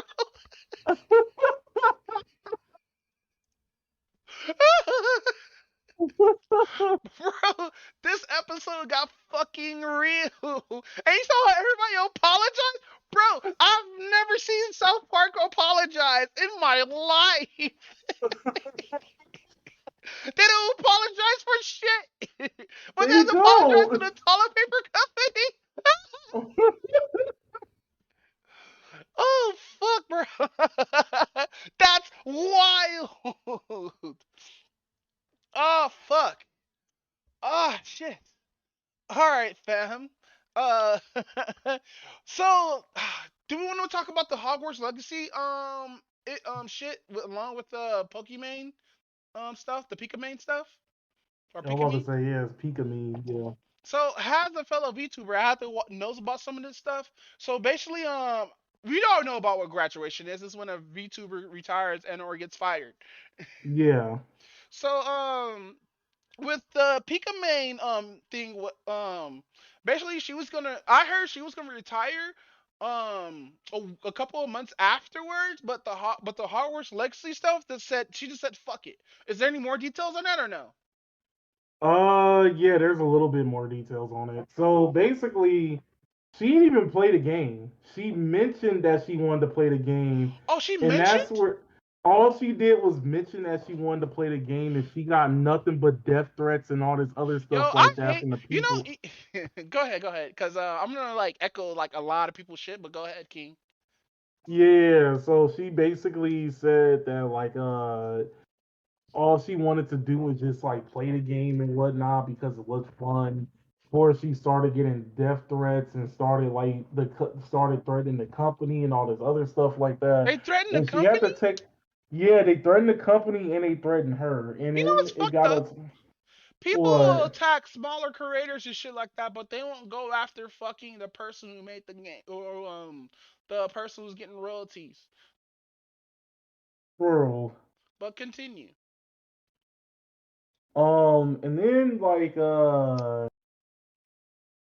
course, like they didn't stop like harassing him and whatnot. And Pika Mean came back, like I think it was like last week or the week before last, and she was like, "Well, I guess it's time for me to actually like graduate because it's getting out of hand and whatnot, and the death threats are getting out of hand and all this other stuff like that." So of course, like the VTuber community was definitely like mad about it and stuff like that because Pika Mean is very innocent. I know. Like she's like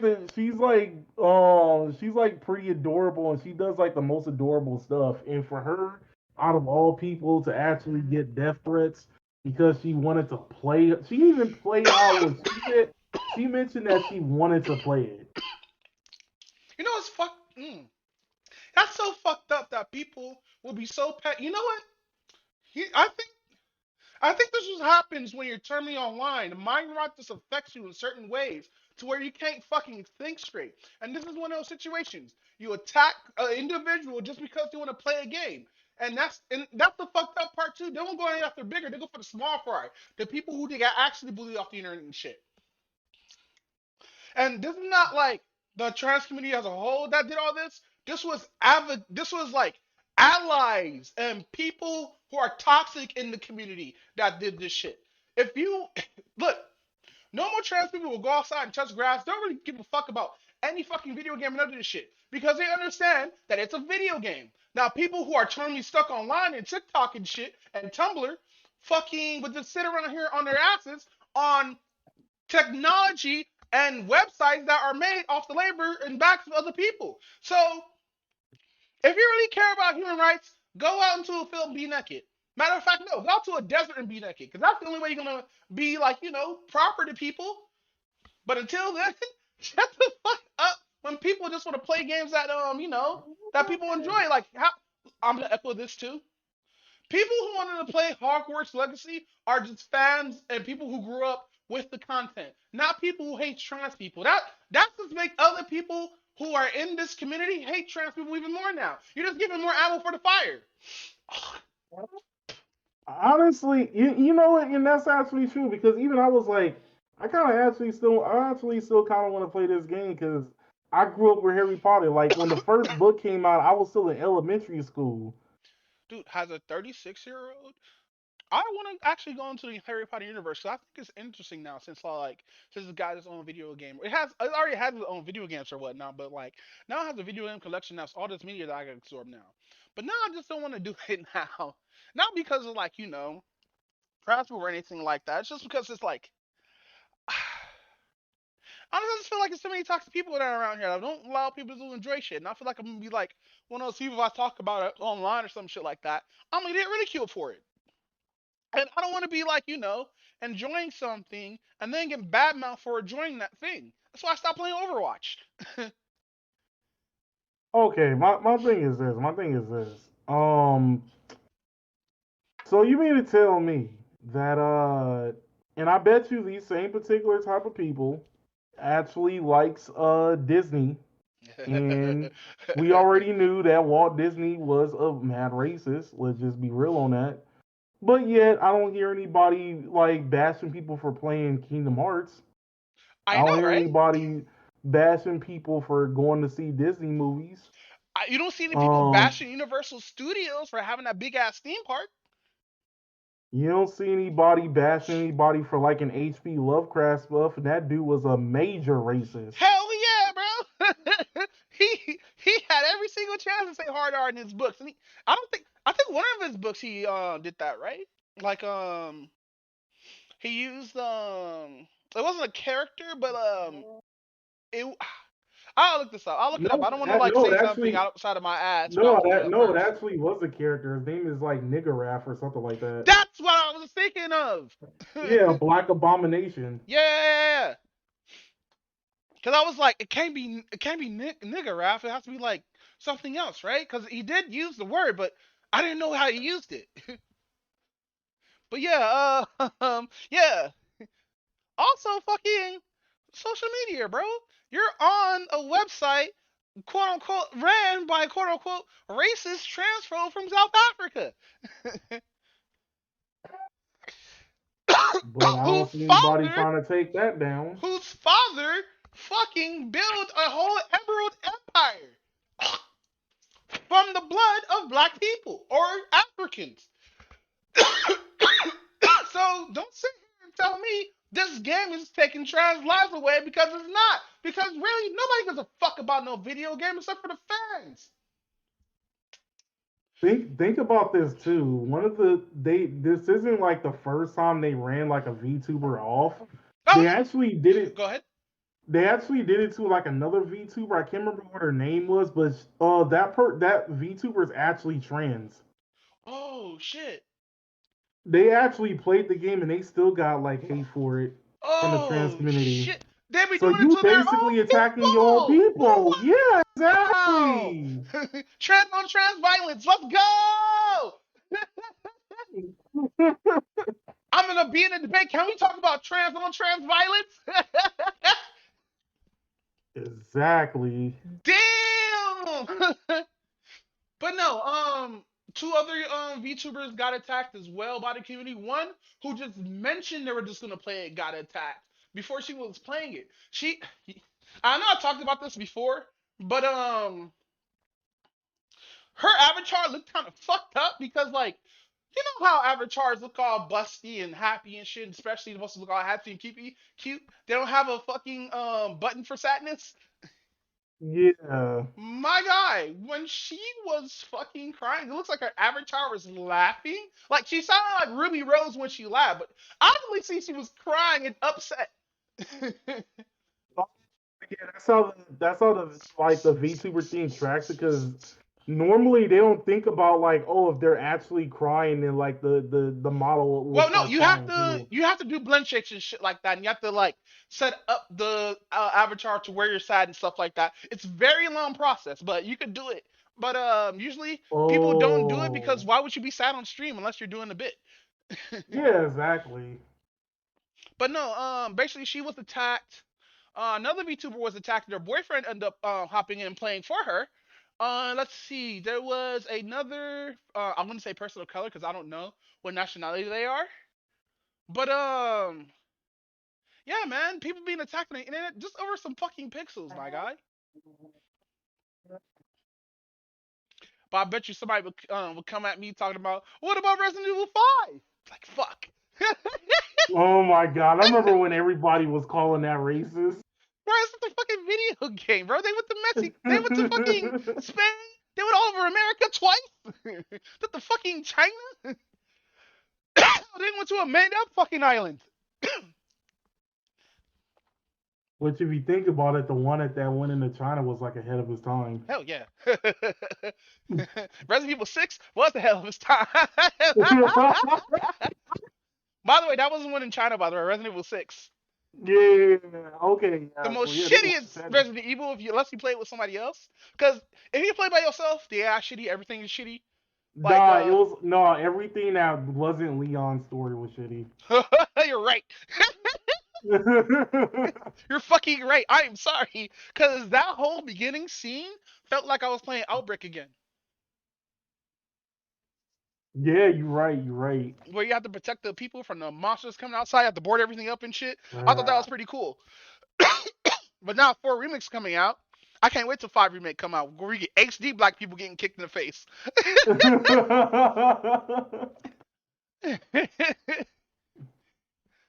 But no, let's continue with the graduation. Was there more about it? Cause like I heard other people saying, like other VTubers saying, especially from Rev Says and Nuxtaku, cause I follow them both actually. Wait, what was the rumor? That she wanted to leave beforehand. I'm not too sure. I'm not too sure about that. All I remember was that she said that her last stream was going to be March 31st in Japan time. And after that stream, I think she wanted all of her videos to be deleted. On stream or on her channel? Cause I think she's gonna keep it on On her channel, right?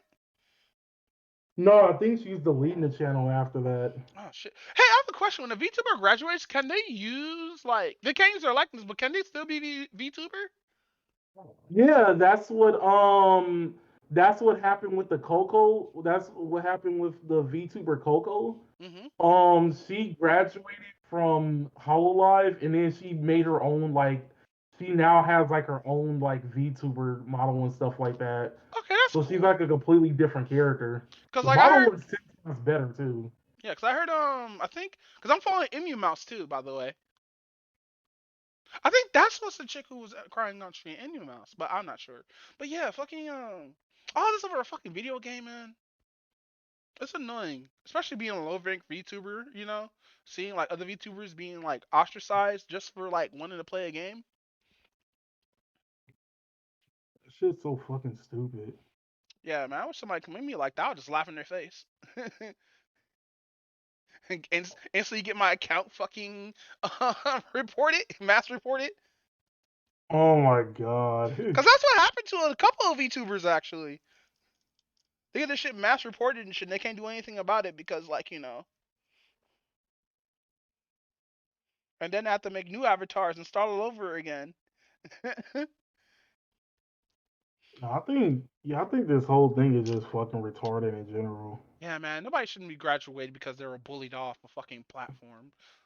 But I bet you that's the trans activists or toxic activists of the trans community way of bullying people off the internet. They treat people how they treat them. Even though I've never seen any ill treatment of any trans person, unless it's from cringy dude from 4chan who doesn't know how to respect people. And that's all it is. It's all about respecting people. That's all. But Nah, no. honestly, so far I would say like the only trans person I would disrespect is Chris Chan. Is he even considered trans? Let's all be real. Like, do trans people like you know how we don't hold on to R. Kelly? Do trans people hold on to Chris Chan? Like, I really need to know. Cause if y'all guys do, then like I might as well just be called homophobic. Cause there's Damn it. no way I'm calling Chris Chan by his new gender. There's no way. After the shit he pulled, no. And the reason why? Fuck that. Talking you about. know, Go ahead. I was about to say like shit. No way, I kind of forgot what I was about to say. I kind of like lost track. Chris Chan whispered in his mom, "Put me where you found me. Put me back where you found me."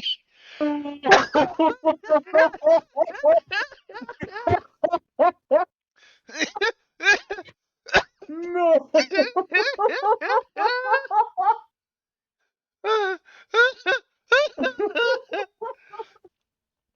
Oh, did you Wait, hear? wouldn't Go that ahead. just be Quagmire's mom? Mm-mm. No, remember like they were like talking about like the story of like how Glenn was born, like how Glenn Quagmire was born, and like she was all like, "That felt good. Put him back in." He like put him back in and take him back out. And he was all like, "I was born 9 times that day." Oh my god. No, no, no. So, put you back where you found me is based off a horror folklore about a child. I think it's Indonesian, so it's the horrible shit. If you Oh find this shit. baby or whatnot, or its baby latch onto your back, it whispers, puts you back where you found me, and try to either get inside your stomach, either through your anus or through some of the cavity, or some horrible ass shit, Oh or through your mouth or no. some shit like that. Yeah, it's horrible. That's why I hate Indonesian fucking horror folklores. They're horrible. They got this one thing that can fly around with their guts like a vampire and shit and just fuck up people and shit. Jesus. Jeez. But with that said, oh, we just going to keep on talking about the graduation. Oh yeah, right. Fucking don't be fucked up to people. Fucking be respectful, be nice. If the person is toxic, the person is toxic. But if the person wants to enjoy something that you don't enjoy, don't attack them. I know we say this a lot on like the podcast and like other people say it a lot, but like I know this lands on deaf ears when it comes to toxic people in the community because if you only praise them, that's the only way they listen to you. But like, please just don't bully people on the internet, no matter what they did, unless it's like EDP. Please don't bully people on the internet or attack others who are just trying to like enjoy their day or whatnot. Because at the end of the day, you're just gonna not give a shit 5 minutes later. And if you truly do give that much of a shit, just go outside for a month. Just go outside, like cut off your computer or phone or whatever. Just don't be on the internet no more. That's all I'm asking. What do you have to say, Alicorn? I think that's near impossible for some people, I but know. I'll. But I think it's. I think another portion of it is basically people trying to want to be part of that particular thing too, which is like another issue of all this. Yeah, fucking follower mentality. Yeah, basically the follower mentality is basically the reason why this is going on for as long as it did. You know what? I'm shocked that Keffel's. I know I shouldn't be talking about that name on here. I'm just shocked that Keffel's community is not involved in this. I'm solely fucking. But then again, she's been laying low though. Ever since the Destiny interview and that interview with Omni, she's just been like chilling. But I heard she's going to rehab too. But that's besides the point. I'm sorry. Go ahead, man. Wait, which one was Keffels? The one who was making weird allegations to this one about this one YouTuber about him being a rapist, and it almost went into court and defamation and stuff like that. Then she kind of had like a break, and kind of just admitted to all the shit and why she did it and stuff like that.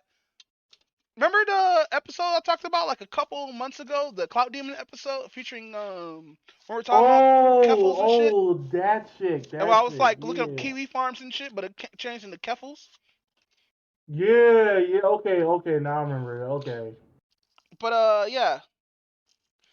But no, continue what you were saying, fam. I feel like I interrupted you. No, it's basically just like the whole followers mentality that's also putting like an issue to this because it's like okay, a few like maybe like a 2 3 weeks tops like of like the whole Hogwarts things happening. I can kind of understand that, but we like a little over a month into this, and we still seeing people getting canceled for this whole Hogwarts thing. It's just And there was a lot of people who were scared of playing the game because the backlash was gonna be fucking horrible. nah, I mean, well, yeah, there was a bunch of people who actually got scared of it though. But even I was like, The son was like, "I'm not playing this game because I know how toxic y'all motherfuckers are." I was like, "Yo, at least he's right. At least he admits it." he's wrong in right because I remember Abba and Preach basically showed that part of the video where he was talking about that. Then they counterplay. They used a counter trap in order to show all this stuff when he was being homophobic and stuff When like he's that. told that woman, or that wait, it was a trans woman that he told that you will never be trans, and on this other shit. Yeah, I remember that shit. Yeah. So I thought that was actually pretty interesting when they showed that. Yeah, it sounds horrible, fam. Like he be spitting the same shit Candace Owens be spitting. Somebody like I thought somebody was gonna slap him, but I guess everybody's trying to be civilized grown people and let idiots talk. So I guess. But with that said, you want to talk about how cancel culture and the power it has, even though we've been doing it this whole time? Because we can segue right to that. And how cancel culture. So this is from another topic that Album Preach is talking about, and Slinger FD Slinger was talking about actually. So they both were talking about it, but in their different ways and whatnot. And let me just talk about how cancel culture just works, like for a cool minute. So cancel culture is basically like the village idiot basically being put on the stockades, or basically, and them being like, tomato tomato boo, tomato tomato, right? Right. So now we got something like that on the internet, but now we have anonymous people putting people on like the fucking stockades and throwing tomatoes at them and stuff like that.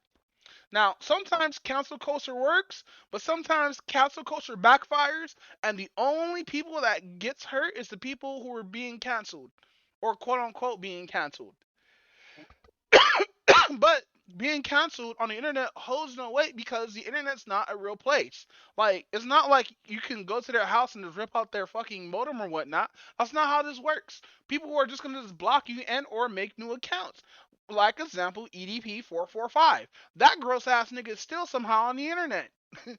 Even though this dude got lung cancer and is living out of his car. Yeah, he should have Kidney got help, cancer. but this nigga chose horniness. I'm sorry, not horniness, but cupcakes. Cupcake. It's like a dead ass fucking got bladder cancer, whatever fucking cancer he has. I hope Kidney. oh, kidney failure. Right, right, right, right, right. Nasty ass nigga. But anyway, fucking I how was you just feel? over here trying to get a cupcake. Hey, you know what's fucked up too? You know those guys who those racist fucks who found out about EDP is still doing shit? Oh, the Chester or whatever his name, Cheddar or whatever his name is. Yeah, that racist fuck. So he end up he ended up catching the guy who I believe was a part of this pharmaceutical company or whatnot. What? I believe he did. I have to look it up. But anyway, he's still doing shit. I'm surprised he's just having accounts for saying racist shit because like I feel like when white people say racist shit, they just get away with it. Everybody, every person who's white who said racist shit either get a boost in their fucking subscriber shit or whatnot, or just end up being super popular by the end of it. It's like fuck, man. It's like canceling for racist shit just make them stronger. Probably I because think black people don't really give a shit, and that's what it really is. It's really just white people just like, how could you? all the black saviors. Yes, like how could you say nigger? Like, bitch, you have bitch. I know damn well you would take all BLM off your profile as soon as you feel like you would get robbed by a black dude. So shut the fuck up. I hate white saviors. I hate those white saviors that be kissing your shoes and shit. Bro, I'll kick them and the nigga who's lying in his shoe getting kissed. Like, motherfucker, get your ass up and have some goddamn self-respect. Fuck, man. I hate people who kiss ass of black people. Think like they the ones with the slave master and shit like that, bro. Chill, cause doing that shit even makes you look more racist. True, I, true. you know what pisses me off about the internet? I hate meeting the white people from the South and they have to give me a whole fucking synopsis on why they're not racist and how many black friends they have. Like, nigga, I don't know you. I don't care. And you even talking about this even makes you sound more racist, my guy. Because I'm going to give everybody who's white a pro tip. Telling somebody you're not racist is the first hint of somebody knowing that you're probably racist. And you probably said hard R, and you're probably going to say it sometime in a conversation between me and you. About saying the N word. It always happens. This always happens. But that's how I know you don't have black friends. Because you wouldn't be talking to me, a fucking black dude on the internet. No, you'd be talking to your black friend who will probably slap you for that shit. And yes, I made jokes about making physical impasses because those are jokes. But no, fucking cancel culture is just fucking annoying, man. Like, there's no reason to have it unless we're canceling actual people who did actual fucking crimes, like pedos and rapists and murderers and all those other nasty dudes. And zoophiles. Yes, especially zoophiles. Just people who hurt other people and animals. They just need to get off the internet, you know? True. Mm. Dude, we need a low key. We need a PSA for like predators and evil people on the internet because I don't think we have that. I think we actually do need to make a PSA. I actually miss PSAs. I'm not gonna lie. Do we have that in this day and age, or is this videos on YouTube that's not in the algorithm? No, we don't have PSAs for it like that. We just have people looking at the older PSAs. Yeah, which sucks. I don't think we ever have a PSA for the internet. But then again, it is shown cases that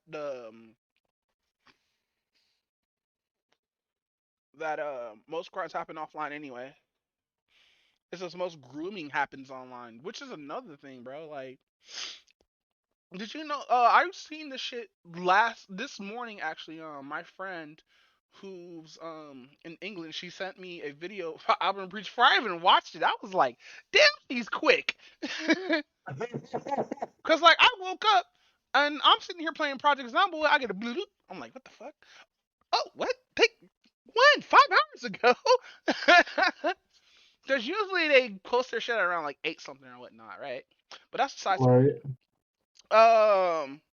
Basically, they were talking about this chick who's gonna get no jail time for banging a 13-year-old.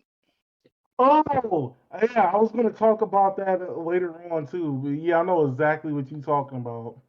Oh, you know what? You want to go right into it? All right, yeah, yeah. So I titled this. Wait, let me go back to the thing. What did I title this? You Oh, titled the this the irony of irony. female privilege. So yeah, let's Yeah. actually start off with that one. Let's actually start off with that one. Some 31-year-old chick, some She's 31 31. So, teacher. hey, they switched numbers. But go ahead. Is she a teacher? She's a teacher Fuck, who I knew it. raped, yeah, yeah, who had sexual relations with like a 13-year-old boy, got pregnant, and didn't really go to jail and got bonded out. Um, and the thing is, like, yeah, she's basically out of jail because of it. And I'm just sitting here like, now let's be real. If that was like a male teacher doing that to like a 13-year-old girl, like that dude would be in jail very quickly. She watched that one hentai and took that shit seriously. Oh, the girl who's always in love with the Shota, the older Yeah. girl who's always in love with the Shota. Yeah, gross ass motherfucker. Like, I understand degeneracy, but that's you. But no, let's talk about how It, she got off scot free, my dude. she got off scot free, and I'm just sitting here like, here's the thing, and I know I use that example of like reversing like the gender roles and whatnot though, but you also got to remember like at the end of the day, like a pedal's a pedal. Like at the end of Yeah. the day, and the thing is, it makes no sense that not only that this 13-year-old boy has to is now a father. Dude is 13 years old. Dude is barely in high school, and now all of a sudden he's a father. But then again, Um. if we reverse this with the girl, and I never say, and a lot of people were saying this, especially like Alabama Preach and Ruin Line, who definitely talked about it, because he was like, if this hand was on the other foot, motherfuckers be wildin'. Oh yeah, I'm most paraphrasing, he didn't definitely. actually said that, but like, if it was the other foot, be like, this dude would have got fucking real jail time. But it's not even that. I'm looking at this in the worst case scenario because what happens if they actually force this 13-year-old boy to, well, I think he's 14 now Well, actually, he's because about to be 14, but yeah, he's continue. about to be 14.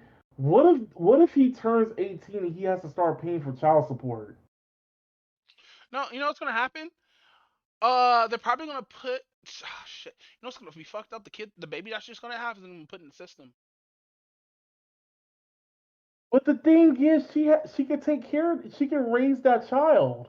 Yeah, no, no, no. She's a sexual offender towards a minor. They will have to take that baby away from her, I believe. No, if I remember correctly, I think she still has the baby.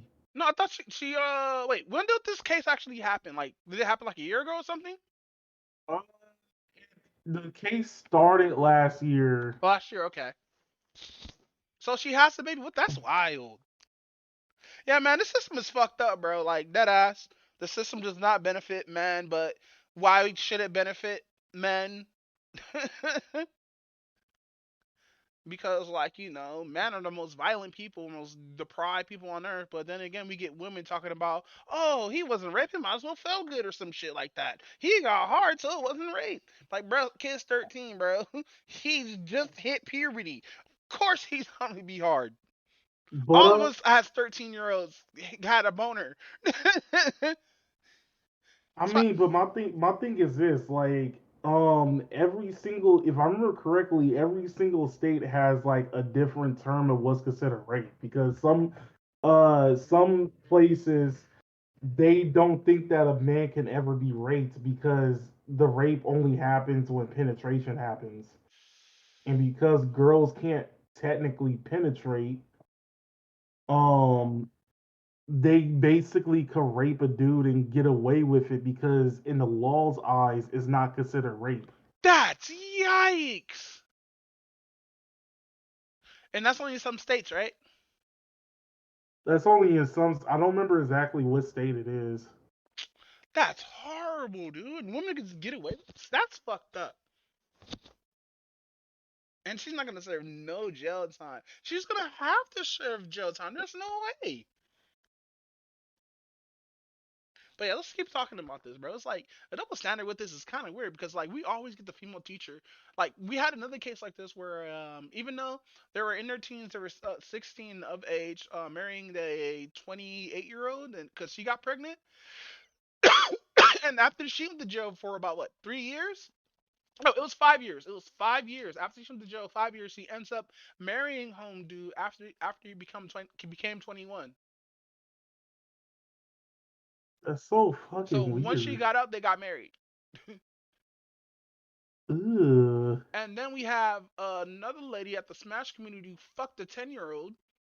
Oh yeah, I remember that. That was when everybody in the Smash community was starting to be outed as a pedo. I Yeah, remember that. whatever happened to that? Did she ever get help for that? Did she like disappear off the scene? She's still streaming? What the fuck happened with that? We never got an update. It's like we always get updated about the male pedophiles, but the female pedophiles, we don't get anything. I'm not too sure because like I haven't like the Smash community has been kind of quiet ever since all that thing happened. I mean, outside of like a few updates of how both the melee scene and the ultimate scene is, like outside of that, like the whole community has been kind of quiet. Yeah, probably because they're not in Evo this year. Oh! Oh fuck, man. But no, find it kind of really, really fucked up that like she's just gonna walk for this. Oh, But that really shows I how hate it. people like think of like how men get like aroused and how like cases like this can men actually can be raped even like no matter what age they are like if the guy orgasm does it count as rape. Like when does it count as rape for when a man gets raped by another man? Is that the only way how a man can be like forcibly raped? In the law's eyes, pretty much. I want to say like I think the only way it can get away with it like if the woman was actually pegging the dude, but what are the chances of that? Hmm. Imagine a female rapist that pegs other dudes in the night. Call her a night pegger or Peggy. Oh my Peggy. God, it's Peggy. Bruh. She swoops down like Batman and just oh, you got a double Y surprise. I hope when your thighs dude's like, please no. She's like, nah, clap those thighs together. And it's her distant clapping from the alley. And you know what's fucked up? We're making a joke about that, but that's how like male rape is seen by a woman is always seen as a joke. Like the Bad Bosses movie, how that movie showed how sexual assault is by women and how nobody really gave a shit. And this is hot, dude. There's this hot ass woman like fucking doing the most gross, obscene shit. Like she put somebody to sleep, right? Cause they work at a dentist, and like she's fucking around. She's trying to fuck her coworker who she thinks is hot, but she put like sedates her. Horrible bosses. Yeah, horrible bosses. So she sedates the dude, right, and the other guy, and she starts just grinding on him, talking about and looking at him, talking about yeah, like doing the most gross shit. Imagine waking up to that shit, nigga. You just like, how this a wet vagina on your dick, and she's just looking at some other guy talking about yeah, with boobs in your face. Imagine waking up with boobs in your face, dude. Oh shit! At a dentist? What kind of dentist is this? Yo, we're here getting a happy ending while I'm asleep. Oh my god. But no, no man, that's it's kind of fucked up knowing that she's gonna walk for that, man. But you know what? There's probably a lot of men that walked, quote unquote, walked as well, even those who didn't do it. Oh yeah, huh? Because there's been a lot, because there's a lot of false allegations that like are still seen as non-false, even though they're allegations that haven't went to court yet. Which some are false, some are not false, some don't go to court, some do, and like fucking a lot of those cases, the man usually end up doing time even if he didn't do it. Like this one football player who was charged with rape, and it was found out that she lied because she tried to cheat on her boyfriend, and she got rejected by him. So they found out at the party. So she was like, "Oh, they raped me," and he lost 10 to 15 years of his life. Can't even like do football now and shit like that. And it's real fucked up too when shit like that happens. And now we have something that's like this. A 30. How old is he? 31. I think. Oh yeah, she's 31. Yeah, we got a 31-year-old getting the bang. Probably banging since he was 12. This dude gonna have a whole kid. Imagine your baby's barely 20 and you're 23. I mean barely 10 and you're 23. Your baby's 10 years younger than you. Yikes. That's so weird. No, not even 10 years. 13 years younger than you. So dude's gonna be like fucking 26 while his kid is 13. Damn, that's wild. That's past wild. And she gets to just walk. Damn. All right, all right, all right. You want to talk about The Last of Us and how gay it is? Oh, go Wait. ahead, There's go like ahead, go a few. ahead, There's like a few more. go ahead, go ahead. Uh, I have to find the story again, but I do remember like when you mentioned that there was like a woman who like accused like over 30 men of like rape and stuff like that. Yikes! And how she get hit? Um, Did she like? Was some of her the cases real? police like did like a huge investigation in it that I forgot how many hours it took though, but it took like I want to say like close to a week of like investigating, and turned out that all of them were false accusations. Yikes! And if I remember correctly, I don't think anything really happened to the home chick. Hey, guess who else is But suing? uh, the Tennessee cop chick, Yeah, she was like, oink oink, I need me some money. yeah, she's trying to. That was another thing I was going to talk about. She over there talking about that. They forced me into it. It's like I didn't Everybody, do all I'm about to this on say my something free really, will. really foul, bro. I doubt she was forced to do anything, bro. Her husband didn't even fucking know. Talking about, oh, he knew, no, he fucking didn't. If he knew, he would have been He okay did with the not. shit. He did not. He didn't fucking know, and it's fucked up too. That double standard, that one, that she gets to sue because these guys are higher ups. Yes, there are superiors. So Now with all the ridicule she's getting on the internet, now she's the victim. But who else is on this list too? That was honestly that was it for right now. But all of this kind of sort of proves like Chris Rock's point. Yeah. Oh, did you see Chris Rock's new special? Yeah, I watched it earlier today actually. So that's another case too. Fucking Jada. You know what's funny? What that I didn't know, I didn't think about until like after like the special. Yeah. So somebody said that he did that special in Jada's hometown. Get fucked. Get fucked. But no, it makes sense what Chris Rock said because remember when Will Smith had his own little special and she just appeared there and how nervous he Yeah, got and how he looked. He's like, "Fuck, I didn't know you were gonna be yeah. here. I had material to talk mad shit. Now I can't." And how like awkward he was and how Dave Chappelle was like, "Bro." Now was it Dave Chappelle that was with him or was it somebody else? It I was some forgot other who. I comedian. forgot who. Yeah, I forgot who was with him. But yeah, I know what you're talking about. But yeah, then you have to switch to a fucking bit where his son made better music than, which was still funny. But like, damn, I wish I want to know what he said about his wife. God damn, cause she was up there like Dark Sidious and shit, talking about yes. What you gonna say about me, nigga? Who over here in this terrible show talking about? I wasn't gonna say nothing, hun. Yeah, that's right. Yeah. Kid over here corrupting Will.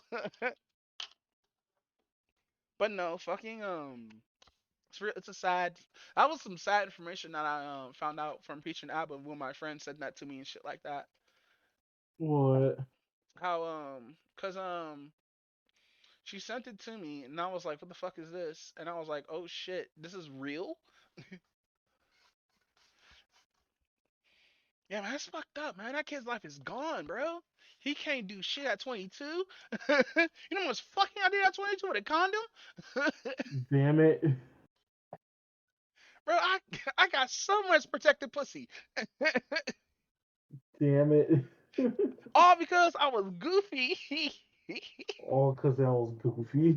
No, seriously, sometimes being goofy is attractive. Sometimes, depending on what women, because like if you talk to a woman, they tell you if you like you're.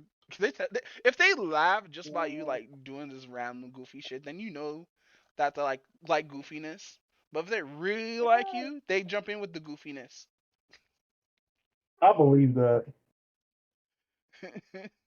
But no, let's get serious. But no, that's fucked up. That's really really fucked up. But with that said, you want to talk about how gay The Last of Us is? Yeah, I'm kind of curious of what you mean by all this. So me and my bro, we watched like a few episodes of The Last of Us TV show. We're currently watching it together. One more episode is out last night. Last that came out the other night that I'm All probably gonna right. watch. And fucking they had an episode with a character who obviously was gay, but they didn't show it inside the game. We just knew that it was gay or whatnot. And there's a scene where these two bearded gay bears just have sex on street. And my brother was like, nah, fuck What? that. Like, I didn't want to kiss him, but the fucking nah. What? And I made a joke. I was like, I bet you the small one's gonna be the bitch. I bet you. And I was right. He, No.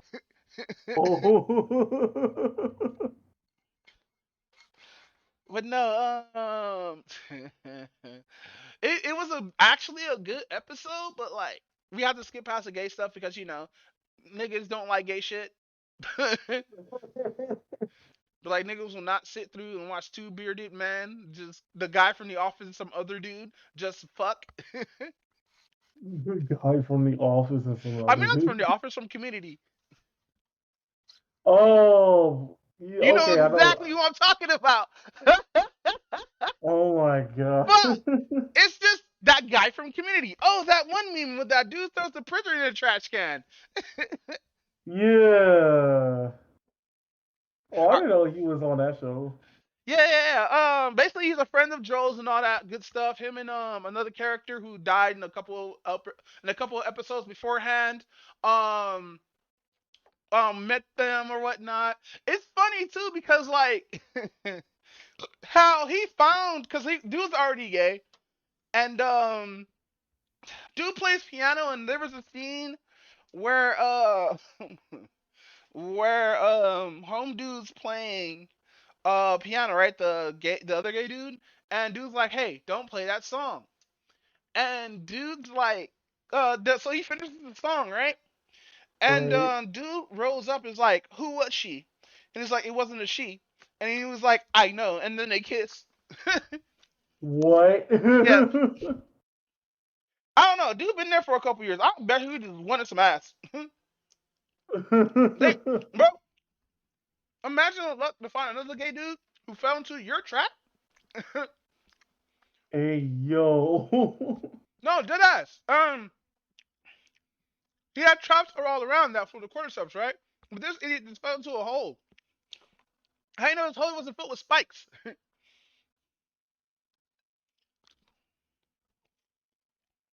But no, I go through a couple years of their life and whatnot, and how they grew up and whatnot. Turns out in the end, they both end up committing suicide in a kind of sweet way because because the other dude he got really bad Parkinson's, so he ended up becoming super useless. Like he always had to be pulled in a wheelchair and shit like that. And in worst case scenario, he had to be left there and died. Right? He'll be like a crutch. So he realizes this. The dude was in the hole and was like, "Hey fam, this is a shit ton of sleeping pills that I grind up into fucking this wine." Now you no, it's cocaine. I think it was cocaine. I think it looked like cocaine, but anyway, he mixed a bunch of suicide cocktail or whatnot, and so he was supposed to get that to him. The main character, the guy from the office from Community, was supposed to get that to him, but he ended up taking, they ended up dying together in the house, which is sad. Very sad story. Oh. And the next episode is about Ellie and Joe making it to this new town, and Joe actually meeting up with his brother. Wait, he does what to his brother? So the whole series is about him finding his brother. How the game starts, and on the way, he's taking Ellie to meet up with some doctors. Oh.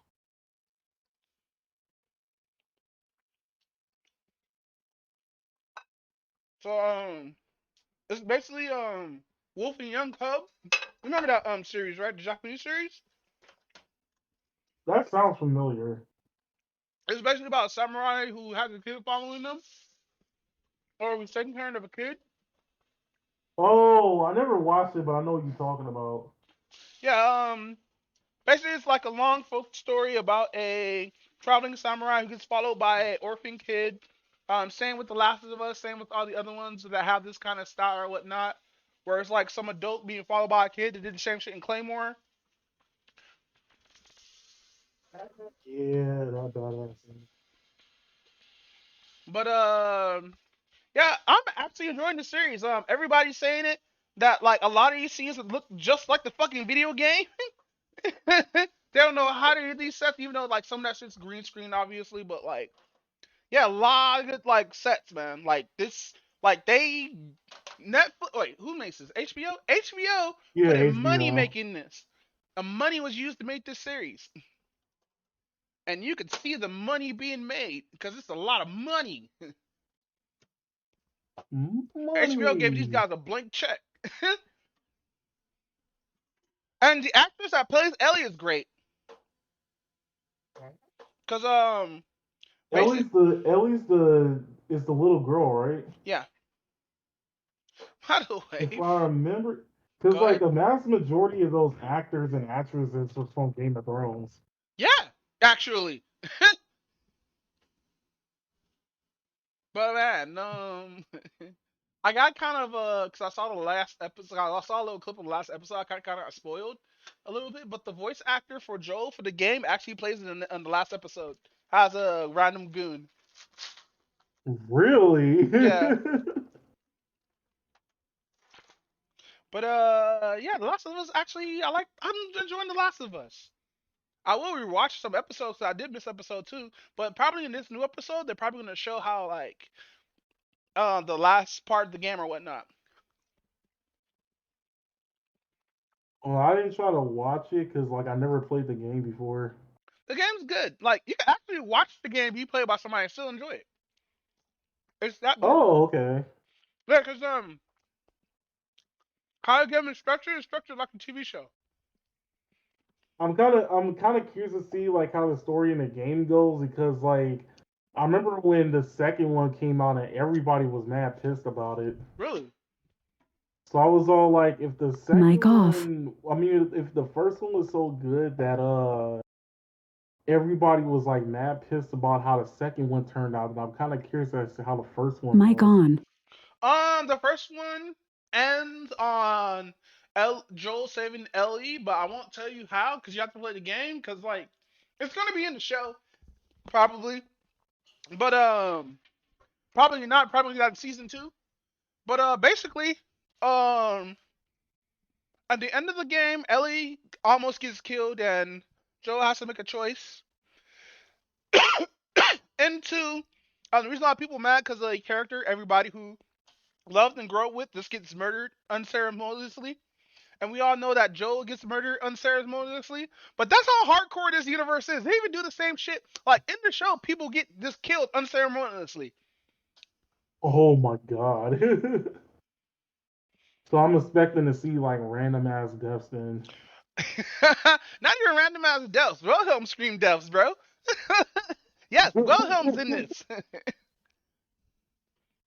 Man, don't you just love when you just recognize a laugh or a scream? But with that said, you want to talk about on the playlist? Hey, Yeah, so I listened alright. to some of KK, and this nigga's not it, son.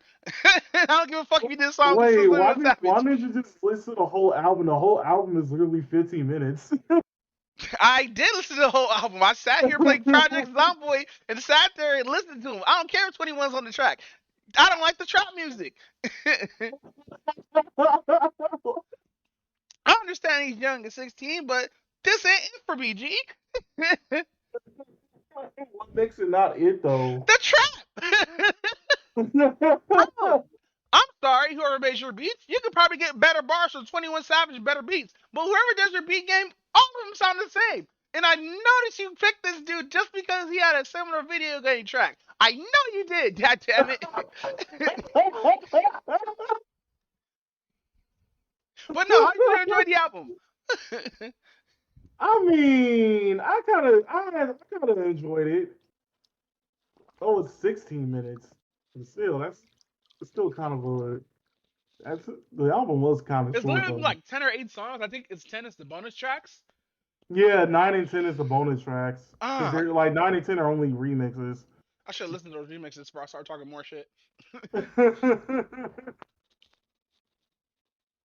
What you didn't like the race? You didn't like how he talked about the race and then actually lost the race in real life? Yeah.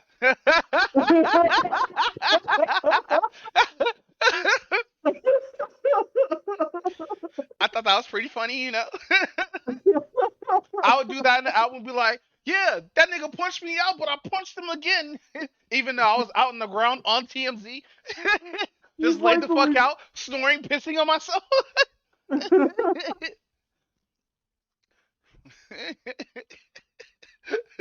like what? You didn't like the person who actually like legitimately was like the legitimate personification of rap snitches. Nah, man, no, I didn't like him on the track. I forgot he was there. I totally ignored him because I saw 21 Savage and was like, okay, this guy might got some reach. He's with 21 Savage, so I'm probably not gonna talk shit about him because kid obviously has bars. It's just his fucking producer sucks. I'm sorry. It It's just all the beats wasn't sound the that same. bad. All the beats sound the same, but I'm sorry. They don't all Continue. I'm sound the not they don't reviewing this. all This is sound you the reviewing this.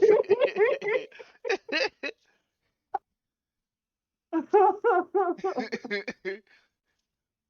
Oh, they didn't all sound the same. You can't sit here and say that like let me go back to the thing for example.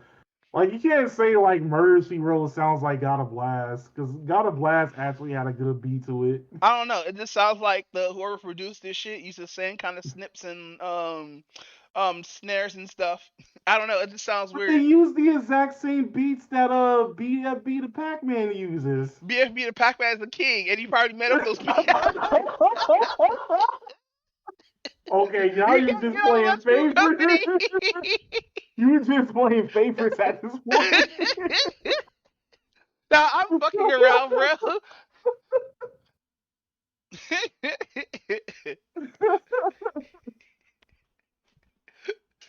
but no, but no, continue. All right, so for those who don't like know or needs a refresher like about like who TK was, dude is like a rapper from Texas and whatnot. I know he was from He Texas. was I saw one of very his music videos. Saw him at his mama's house. But it's weird because he's not just from Texas, he's from Arlington, Texas. Arlington? Wow. A lot, yeah, Arlington must be for black people because a lot of black people live in Arlington. Wait, they do? Yeah, like say she lives in Arlington. Huh. I always thought like Arlington was like the white part of Texas. Nah, they have a ghetto there apparently. I'll learn something new every so. Huh. Interesting. Which, by the way, I gotta hit Um. her up, ask her if she be available for any of the episodes. Oh yeah, yeah. We definitely could do that sometime. All right. So basically, hilariously enough, he was like he was in a group that started on SoundCloud, but then got into the underground scene of like Arlington, Texas, got pretty popular from that. And then that's when he came out with his when he came out with the banger to race, that's when he started getting like actual like influence and whatnot. Hmm. But sadly the race is also the reason why he's in jail for 55 years in prison. Yeah, for selling drugs, right? I mean, it's more than just selling drugs. It's also like burglary and Grand theft. shooting, grand theft and shooting. This is a badass. This This is a dude had bad kid, this bro. dude had a fucking rap sheet out of the game. Try to be like Lil Wayne.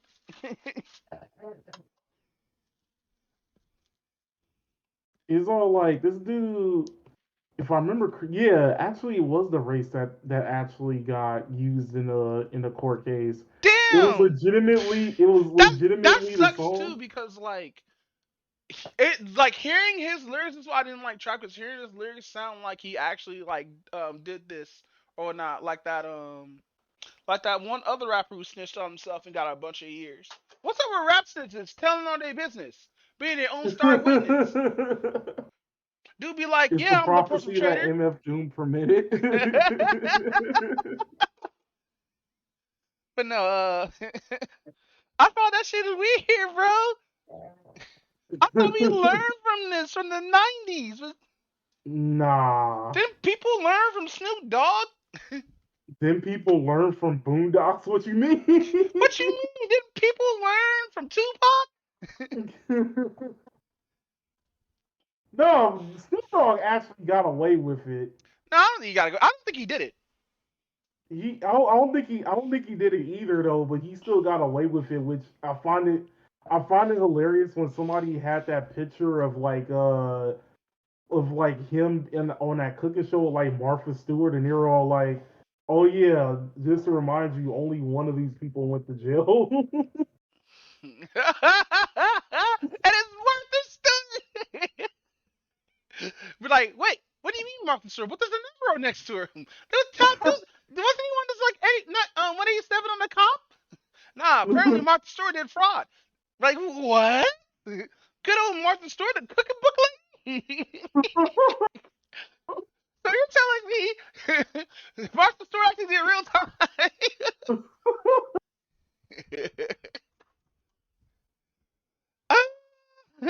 Oh my god. But no, know, fam. Like, But all jokes aside, though, I didn't really like his music, bro.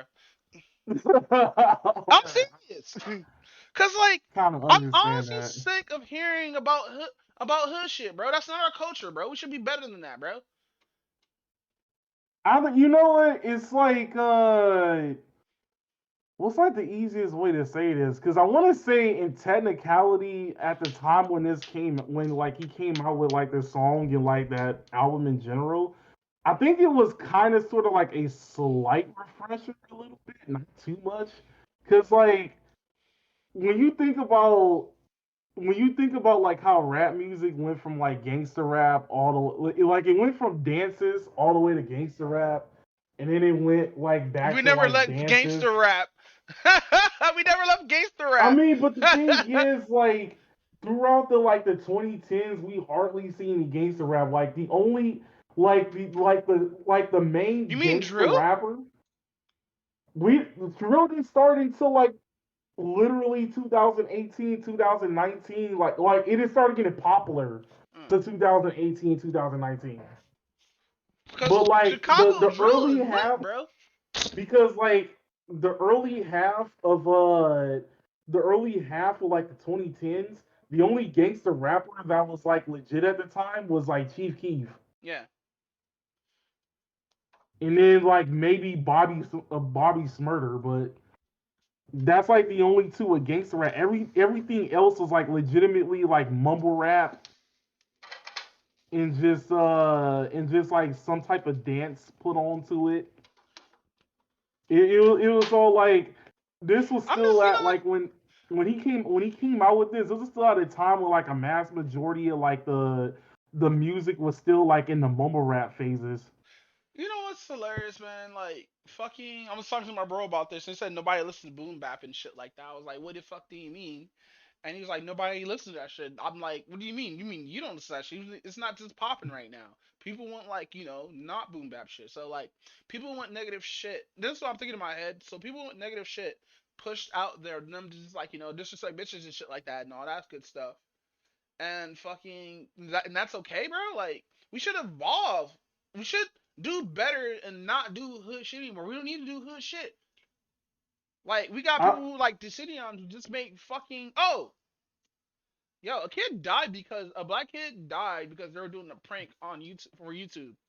oh yeah, I remember hearing about that like a while back. Yeah, we got to talk about that probably in the next podcast until I get more details because I want to get like a whole topic around that. But that's besides the point, bro. Honestly, I think like all the popular shit is pushed out through the media just to keep us being toxic and shit. Like, Well, that was always the goal, like regardless for like a lot of people. But like I was about to say like I think part of like the major thing of like what people are looking for in rap music these days, they want to look more for like party shit now. we've been doing party Like shit it's since the 2000s. When are we gonna move away from party shit? We're not going to the club anymore. They're gone. Nobody's going to the strip club. They're OnlyFans now. true. Like, where the fuck are we going? But like, I understand bars and clubs are still open, but like, real shit though. So the reason why I say that is because like you ever heard of like Croc Gang Entertainment? No. He actually did appear like in a Friends video once, but A Prince video? um no Prim. Oh, Prim. Prim Hood yeah. Oh. So he actually did like a whole rant on like party rap music and stuff like that, and he Uh was huh. talking about like don't get me wrong, like all the conscious rap and all that other stuff is good and whatnot though, but if you're at a party, you don't want to listen to like you don't want to listen to like the conscious rap and stuff No, like no, that. no, You no. want to Look. listen to like some actual party stuff. No, no, no, no. Look. Fine, you can listen to party stuff, but don't make that an everyday fucking thing, my guy. Don't listen to only this party shit. That's how we got the Usher phase. Remember that shit? Remember how niggas was spending money? Ew, And ew, that's what promotes not sure. saving money in our fucking community and shit. That's why we got a lot of people paying not child support, but a lot of people doing dead shit. in our community and shit because motherfuckers don't know how to save money. They just know how to have a good time and spend. Because, mind you, we only have good times and spend when we've been oppressed for X amount of years. We are not in those stages where we're in slavery, going out to do jams and stuff like that. Like, yeah, it's good to have party music, but don't make that about your life. That's all I'm just saying. I'm not saying True. like only listen to party music, only listen to concert shit. Just have some variety in your shit.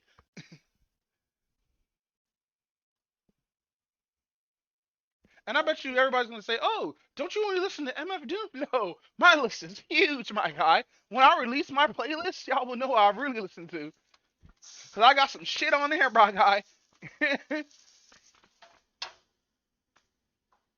But no, I mean, continue with the album, fam. I feel like we've been talking over the album. We're supposed to be talking about the album itself. well, okay, so yeah, one of the like we mentioned earlier, like the race was pretty much the thing that landed taking to jail. It was basically two parts of the lyrics. One of the parts being like the very first part, he was like, "Fuck a beat, I was trying to beat a case, but I ain't beat that case, bitch. I did the race." And then like the other part was like, "Pop a nigga, then I go out my way, do the dash and I go out the way." Rob a nigga shoes, rob a nigga face. We trying to see 100 bands in our face. I know. When I heard that, I was like, "Wait, I heard this meme before." Cause it started out as a meme. Yeah, I didn't know the the meme song came did from the become a meme. case. That's where this meme came from. Damn. So throughout the whole album, what songs did you actually like from this album?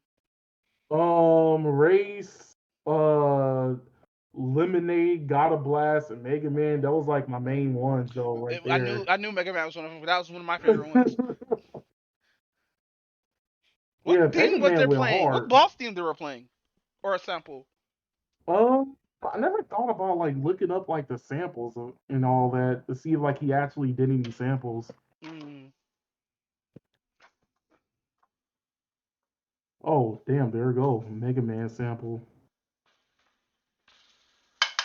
Let's see who sampled. Bum, ba-da-dum, bum, bum, ba-da-dum, bum, Um, bum, ba-da-dum, oh, bum. there's no sample to Mega Man. Oh no! So that's just original beat. Yeah, that Yikes! was an original beat. All right, what do you rate this whole album? Oh, are you gonna Uh, be one out of snitch on stuff, or or do you think he's still at the lead in the race before he beats on the top 10 albums? Is he still gonna be in last honestly, place? honestly, like a lot of the songs on the album was pretty good. It just felt like that the album was way too short. So honestly, I'll probably have to put it like a 3.5 out of 5, only Damn, because why of is it like the such in the length. middle? It's stuck in the middle because like I said, a lot of the songs are pretty good. He has some pretty decent bars, especially for at the time, even though there really wasn't that much competition at the time. But rap But snitches telling all their business. listeners, it's all like to be honest, I kind of do want to bump it to like a 4 out of 5. I'm not gonna lie. Honestly, if all the beats didn't sound the same to me, I'll probably like give this a chance. But they both, it's the shit that I always hear when trap always came out and shit like that. It's the same fucking shit. Like at least with fucking drill, they mix up their beats and whatnot. They add some variety and shit. But like with party music and shit like that's all it is. Party music. I don't want to party all the fucking time. I want to sit there and hit the blunt. which you're not wrong. Don't Like get if me I'm wrong. partying, there's like at least three women in the room with me. Consensually. Consensually, Yeah, you're gonna have to say yeah. that now since this is all the internet and you have to say consensually after every statement that involves Facts. women being around you. Facts. But women be like, oh, I could grab his ass non-consensually, it'll be just fine. Yup. Damn, we have real life gross people. But nah, with that said, what do I have last on the docket? Oh, the PC Master Race. Hey, bro, I got my new PC finished and done. And that's what I'm using to record this podcast for the last couple of episodes. It feels so good running everything at 180 frames per second on the highest settings. Man, when I was playing Rainbow Six Siege, I couldn't get a half my shot in because I'm used to playing at 60 frames. Now at a cool 120 frames per second, I'm missing all my shots again. Thank you, new PC. I actually got to play Elden Ring, but Elden Ring is still shitty on my rig for some reason. That shit crashed multiple times. But that's only like shader errors or whatnot. But fucking, I get to play Pokemon Arceus on 100% on this system, along with Jet Set Radio. Bro, I knew it when that game was playing perfectly. When I heard Hey. understand the power of love without any lag, I was like, bro, I need to finish my cosplay for the PC Master Race, but black version. But I'm gonna have to get like I need some yellow face paint. That's the only way this is gonna work. Which character was the PC Master Race? Are you talking about like the one that Flash Kids did? I think it was Flash Kids, but there's also another person who is the meme originally. I believe it was Zero Punctuation. Zero punctuation. Yeah, but I believe it's a 4chan meme. But basically, it's a triangle dude who's also rebuffed with like yellow skin and flowing white hair, talking about. "Arr!" Yeah, they're supposed to be like super smug, and there's levels to the smugness. Oh So I will no. be entry level smug, even though I was low tier smug. The low tier smug. I'm sick with this podcast. But no, fucking no, I'm actually kind of happy now. I'm able to run my avatar. I'm gonna test out probably tomorrow when I start like streaming on my schedule. I'm probably gonna test out my viewer character along with Elden Ring, see if that runs for like an hour or so. If not, I'm gonna be hyper sad. Oh.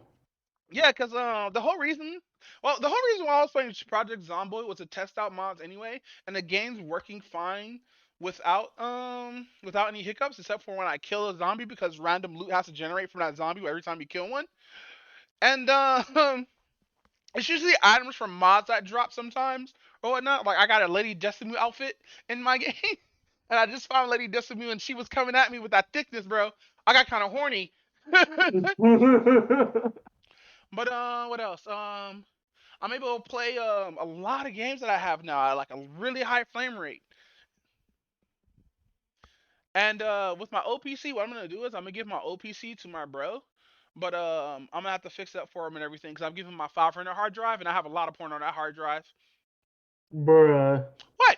There's a lot of hentai on that hard drive, god damn it. And this was during the time where I didn't have internet. So I had to download all that Bible Black, all that Discipline, all that fucking what's that one with that one chick? What is it called? Discode. Then I had to download Mother Knows Best. I'm just Oh, naming off hentai. out of all of the ones you named, I only know one of them. What, Mother Knows Breast?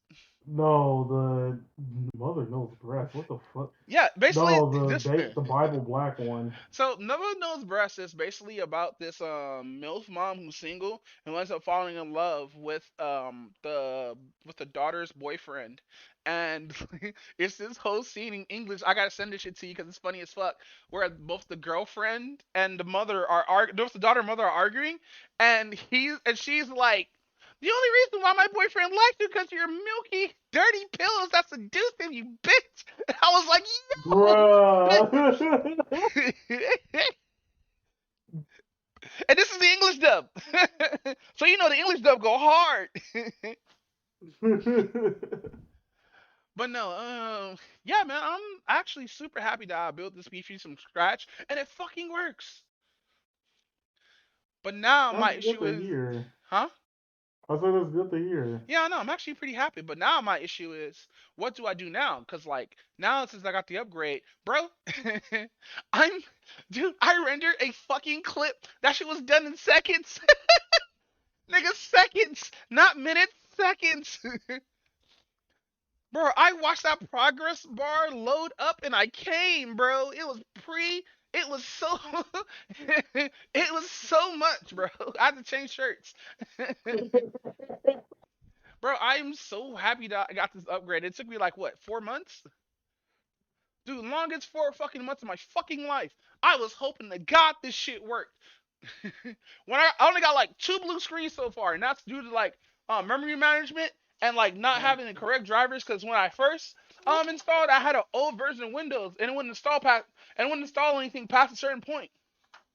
So I'm like, fuck. So Oh, I had to re-hook up my old PC, download the fucking shit or whatnot, put a new one on a new hard drive on a new USB that I thought that was gonna work, but it didn't.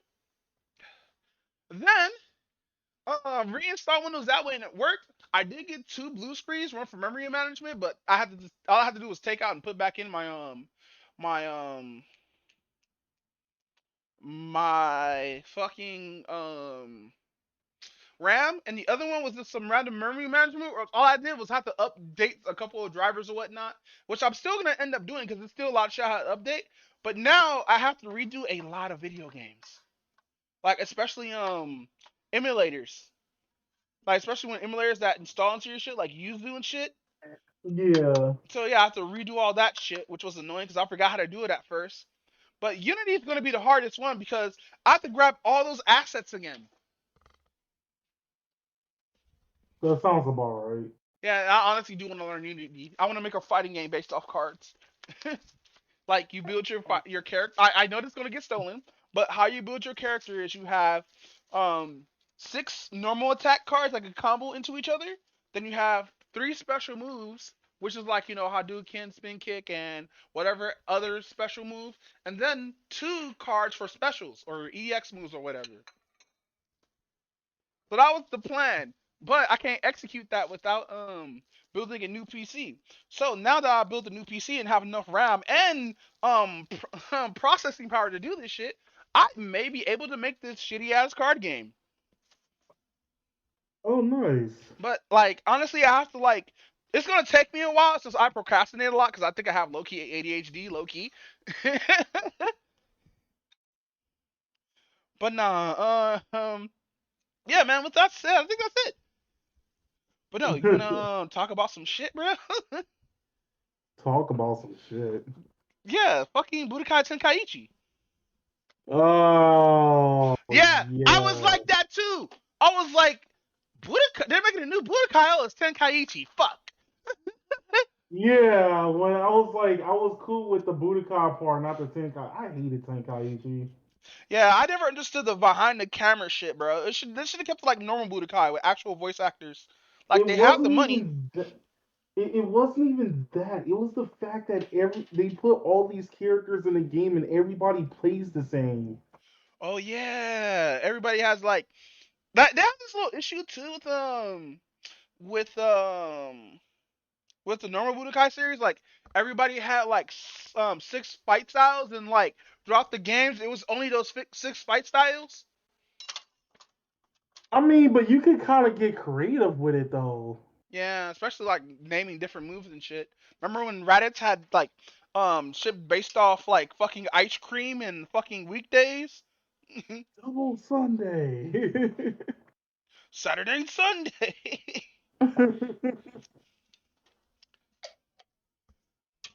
But no, yeah, man, like good on them. They haven't had a Tenkaichi game, even though they did have the Xenoverse games.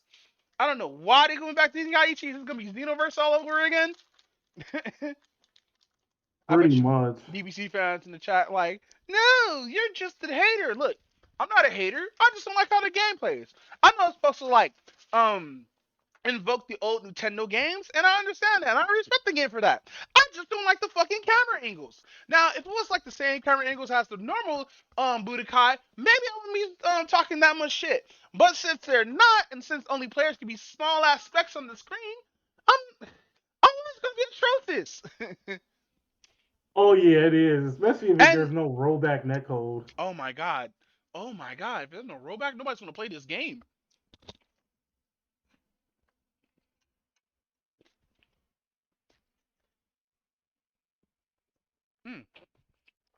The burger's delicious.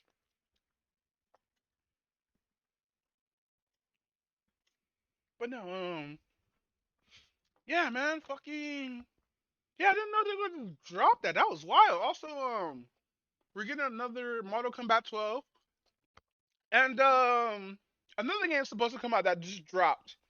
I forgot what it was called. Um, what was it? Because yeah, I did hear about Mortal Kombat 12. Oh, I think like every single of the shonen, like major shonen anime is supposed to be getting a game. Which one? I think. Oh, because I think we're getting another Naruto Ninja Storm. Uh, who buys these Um, games?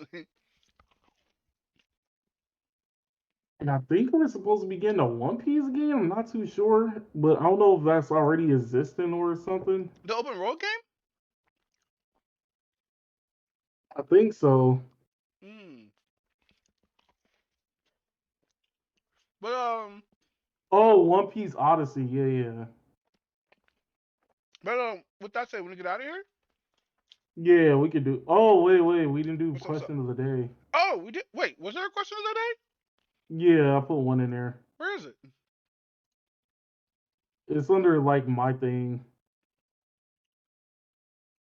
In the playlist. No, you don't have it. Oh, I didn't get this one. Ha ha. Ha ha ha. My bad. I didn't see this. Cause I copied everything here. I just didn't see this bottom right here. Oh, okay. Question of the day. What asshole villains was badly written characters? You said that completely wrong. I know.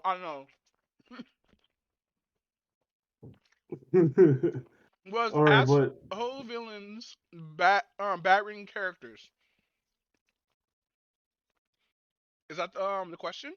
yeah, that's the question. It was the quote unquote asshole villain considered a badly written character? Hmm. All right, reason why I asked this was because the other day, me and my friend were talking about how now every villain in the stories they always gotta have like some tragic backstory, Mm, and how he missed how it was back in like Saturday morning cartoons where the villain was just an asshole just to be an asshole. let's go to her. Yeah, pretty much like where they were evil just to be evil and stuff like that. And I think like if I remember correctly, I responded and say, well, maybe it's like that because now everybody considers like evil just to be evil, not a good reason to be a villain. Because everybody has to have a reason. Nobody can just be the Joker. Joker also too has to have a reason why he's a villain. Everybody has to have a reason why they're a villain. Everybody. You can't be like the villain from Thundercats or from fucking He-Man or from fucking Brave Star that just want to be evil and control the world. No, give them backstories. Let's add more depth to the character so the character can be good. Let's not have Gilgamesh who made Smurfs try to eat Smurfs just because he wants to eat some food. What's another one? What's another one? I think that's it. I remember. I would talk about Chip and Dale, but I think they um, have multiple villains. I think so. I didn't really watch Chip and Dale that much. I don't know. How do you feel about the Deep?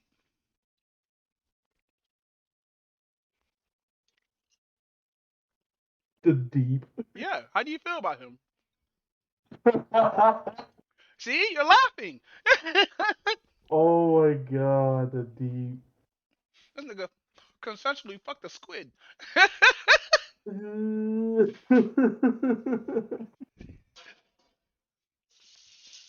But no, I feel like his he's an asshole character who's written well. Yeah, he didn't do much besides over there like sexually harass what's her face and No, he then got his try dick sucked to from her.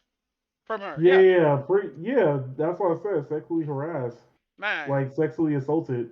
man, if I was a Deep and I saw her boyfriend kissing him and he talked shit to me, I'd be like, yeah, how my dick tastes on your lips, nigga. I'll be that kind of petty, but I'm not that kind of person.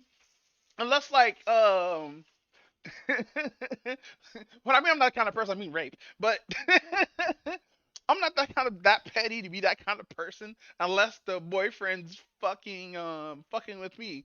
Cause I don't really give a fuck if I'm the ex boyfriend and they get somebody else. That's that other person's life. But they come at me, I'm gonna come at them with that fire.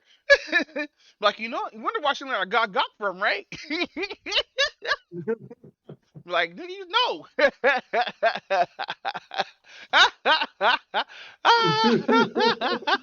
Pause, by the way. But no, who's hitting me up? Hold on. Continue, fam. Mic All off. right. Well, honestly, like in my honest opinion, like I will admit I do kind of miss like those type of villains too, where they were just evil just to be evil for no apparent reason. Like you don't have to necessarily make like the most tragic backstory for somebody to be like a villain either. Um, Honestly, you can still make like a decent backstory without it being like sympathetic or anything else like that, and still make them Mic out to be on. like a good villain. Who While at the same time going at they're evil just to be evil type person. who would be a perfect example of that though? Um, Besides the Hanna Barbera villains. the Hanna Barbera villains. Uh, wouldn't Jason Voorhees be a good example? No, he was bought back by his mom, apparently in the canon, to kill all those people. Because they gave him a backstory instantly in the first film that a tortured um he was a tortured disfigured kid who had autism or Down syndrome or whatnot, and he was drowned by the other kids that were there while all the fucking um Counselors is over there having sex or something like it's not that, if even I that. That's remember just over correctly. exaggerated what happened, but in the backstory, like they were um they were drowned by their own cat members or whatnot, and like yeah, the counselors did treat him horribly, but like they wasn't one who killed him. When the mother found out, she ended up getting pissed and then resurrecting her son into Jason, and that's when he started murdering people. Like honestly, Jason's sad story is really fucking sad, and how you should respect people. Because honestly, Jason is karma incarnate. Yeah, that's actually true. Let's see, if no, Freddy Krueger, he was just a pedophile. Uh, who else? Who else? Who else? Um, Hellraiser. Hellraiser's not really evil, but I'll say there's some sinister shit in his tone or whatnot. Now, Witchmaster, that nigga's just evil. Yeah, Witchmaster is the one that's a evil bad guy who just does shit just because he's evil. Yeah, you're right on that. Now that I Really think think about about it. it. He's the only villain that doesn't have a backstory. Like Hellraiser. Hellraiser got a backstory, dude. It's been so long since I've seen Hellraiser, I kind of forgot what the backstory was. Basically, he's a demon from another universe and stuff like that. And he was summoned by some family that it was summoned to his world and made him and all this other shit. It's a dumb backstory. Not a dumb backstory. It's just a backstory, Ooh, and they fucked it up so many times. wait. What's up? Actually, um, what's her face from Akame got killed? No, she had a reason. Um, you wait, which one you think I'm talking about? The cop chick, right? The Um, one with the dog. yeah, that one. Yeah. Yeah, I think she just had a sense of justice. That's what makes it. That's what kind of like makes it like good though, because like um intent, even though it's technically not being evil just to be evil, is actually more of her being part of blind obedience.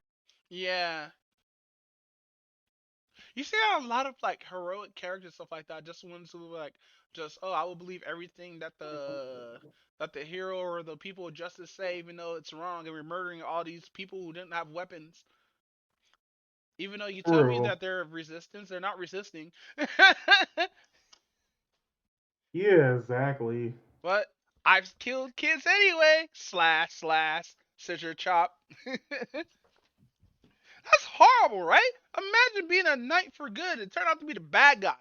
The actual bad guys. I mean, to be honest, isn't like knights just nobles who know how to fight? Who uh actually fights on the battlefield? no, it's more of a knights is a title that's given to those who trained as warriors and knights and all that shit for like a certain hierarchy or whatnot. Like it goes the fuck, I forgot how it goes. But I know knight is above soldier though. Has Huh. has a status like nobody can instantly become a knight unless you trained or was a soldier beforehand. But I could be wrong. People correct me in the chat. Please correct me, because sometimes I talk out of my ass, and I would love to be corrected. But Let's yeah, man, I see. don't think. Oh, okay. I see how it is. The title of knight was added to all the noble titles. You can be count and knight, duke and knight, as knighthood became equated with nobility. Knights were the Oh, lowest rung of medieval nobility. they're the lowest rank. Yeah. Something in canon, father. Actually, okay, I can see it because I'm looking at the chart. I'm looking at the chart right now. Oh, link in the chart, fam. Here we go. Hold on. So let's see. Yeah, because you have peasants, surfers, merchants, farmers, craftsmen, vassals, and then knights. If they're considered nobility, then yeah, they're like the lowest of the The mobility. Pope in the church is higher than the monarch. That's crazy. Yeah, the medieval era, yeah, that kind of makes sense actually. Yeah, it does. It does, because they were pushing the church hardcore until a certain, I think it was England or something. One of the two, a certain king was like, "Fuck all that." Like, why does church and government have to be a thing? Why can't it just be government? That's actually true, huh? Yeah, that's what sadly was happening on America. But that's besides the point. So I know I missed some of the conversations 'cause I was on the phone. So like, you want to continue? Oh yeah. So yeah, I think like blind obedience will make like like it's a perfect evil just to be evil type villain. Mhm. Cause like they're not really motivated by. I mean, they're not really motivated by like a tragic backstory. They're motivated by like their personal beliefs. You know what? Claw from Inspector Gadget is an evil asshole. He doesn't have a reason. He just does shit. Half the people on half the bosses, no, half the bosses actually have backstories in Captain Planet. Fuck. No, there was an asshole guy. I think it was the chick. She just wanted to do shit just because she wanted to. Like that's what's wild about fucking villainy in Captain Planet. How do these motherfuckers get that much? How do these motherfuckers get out of jail alone get this much money to build these kind of machines and contraptions to try to fight Captain Planet? I don't know. Ask Duke Nukem. Shit. Yeah, I don't think we have that many characters that are just assholes just because. Oh wait. Technicality, you can consider Florida from Good Times. She's not a villain. Yes, she is. No, She had she's every not. reason No, to keep she's that family and not. property. She had every reason to keep that family and But property. she didn't. She didn't. They were all like, "Oh, they had a chance to get out of poverty, The Jeffersons and happened. she had a chance. Her whole family had a chance to get out of poverty like multiple times, and she denied it because it wasn't the quote unquote right way to do it. Wow. So they won. Oh yeah, they did win a lottery in there. They had to give that away, didn't they? Or they found Yeah, somebody's lottery ticket. something like that. Yeah. Yeah, man. I thought Listen, Born as a villain. I don't care what anybody says. listen, no. Listen. I know it's not Black History Month, but we gotta do something that's Black History Month-ish.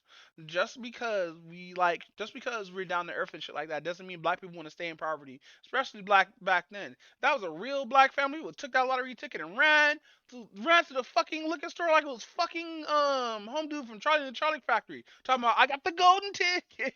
They would have cashed that shit so fucking hard. And back then they probably wouldn't have got that raffle either.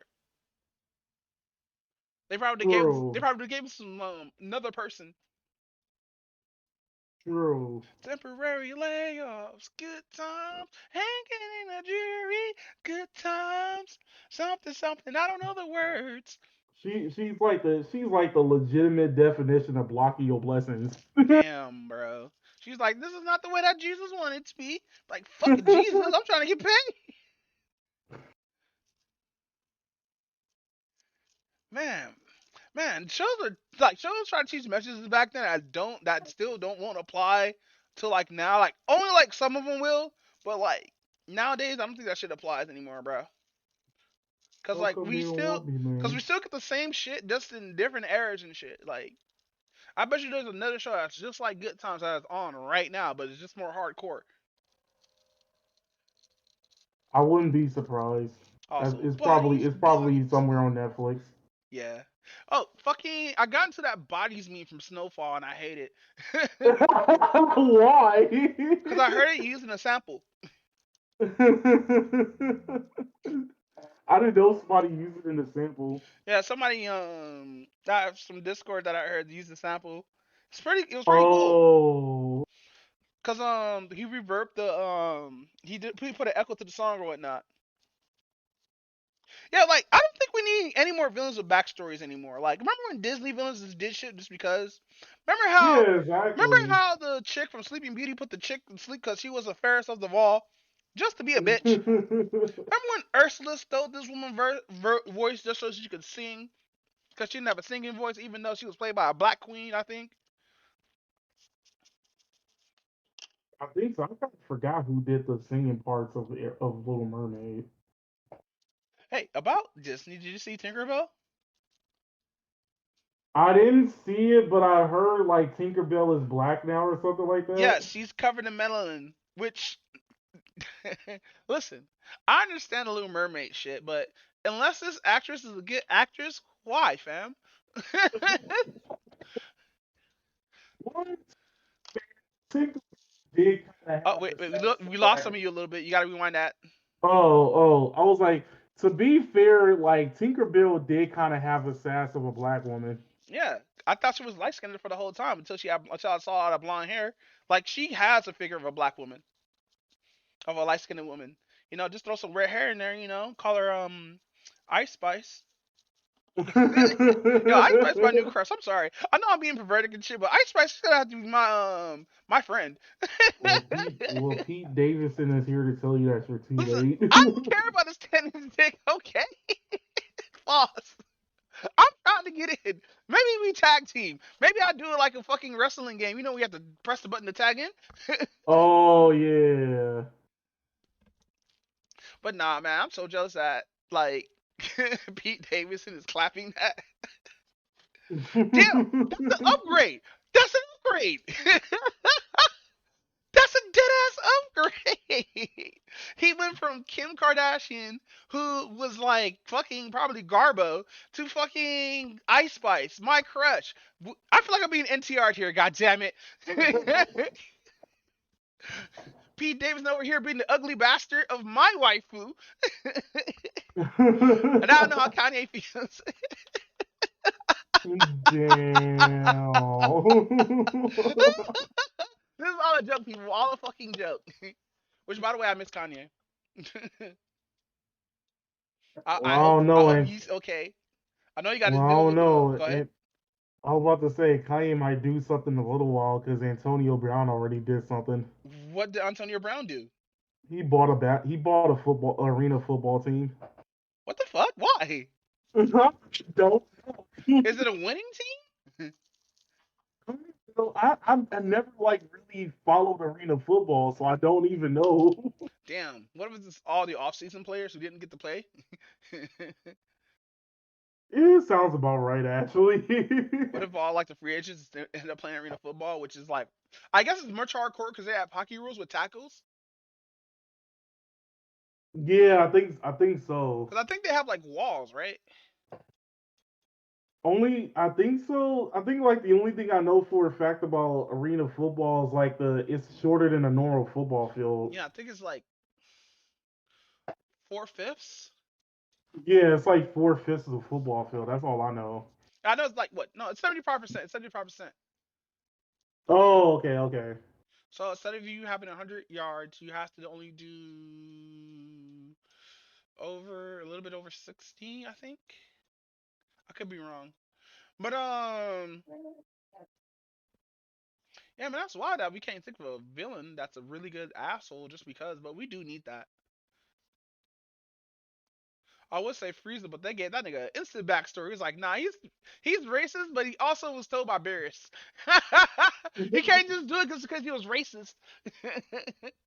Well, we almost had one with Jiren until like they gave us that weak ass Sasuke backstory. Well, Jiren's more of a hero, right? Yeah, yeah, actually, yeah, it's kind of true. He's actually a hero. It's just that This nigga was in the current our, villain. yeah, yeah, basically, But with that said, you want to get out of here? yeah, we can do that. We can do that. With this has been episode 133 of the Hot Sticks Podcast, and you can find clips of the podcast on. We're not gonna be posting on TikTok probably anytime soon. Oh, I'm kind of glad that they like did that recent ruling of TikTok. What recent ruling? Any applicant under 18 can only be on TikTok for 60 minutes a day. What? Really? Yeah. Oh. So they finally did the thing. Well, you know what they should have did? They should have did. What? Oh no. What is it? 40 minutes for Japanese kids and China. I think I said Japanese. I meant Chinese kids. It's like what 40 minutes? I think so. I kind of forgot how that regulation went. Yeah, and then and China push out different things out in China versus what they push out here. Even though we try to do the same positive shit, that don't get pushed out that much out here. Like also I noticed that Twitter is doing the same shit too, cause like as I was scrolling my Twitter, now I know I do some degenerate shit on Twitter, but I don't like the shit because like I don't be horny on men like that. But sometimes I have to check out the not safe for work meta. But I noticed recently I'm getting for you posts that I'm not even following, especially notifications on my phone of this big thick black woman shaking their asses in leotards. Now, I welcome this with all open arms, but I'm not trying to be horny, but I'm not following these people. So why am I seeing this shit if I'm not following this shit, you know? I get you. I get you on that. Like, if it was a retweet, fine. But it's not a retweet. It's somebody else's post, and it has a little star next to it that says "for you." And there's just some thick ass black queen shaking her ass with some booty meat that's moving around with her body. Bro, I almost started to beat off. I'm like, Twitter over here feeding my addiction, and I need to stop.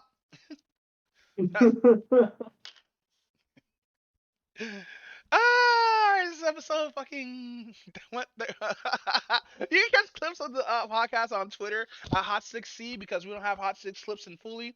But also you can catch me up on BM Doombot, and you can hit me up on streams or whatnot at Shin Doombot. Also, we have an Instagram that's also Hot Sticks Clips, and also we're gonna see most of the clips on YouTube anyway at Hot Sticks Clips at YouTube or YouTube at Hot Sticks Clips. They have a little handle now for this shit. But Alicorn, where can you find you at, fam? YouTube. Yuki Konitsu on YouTube and Alicorn Lion on Twitch. Hey, did you know you could upload your whole stream to YouTube if you link your account? Really? Yeah, you can make it private too, so you can wait for the 24 hours and then like put it out as scheduled. But I've been doing that with my main page. Oh shit. Yeah. It's actually pretty good. So that was episode 133. And with that said, we out. All right, I'm gonna turn off the stream. Let's go outro because we don't have that set up yet.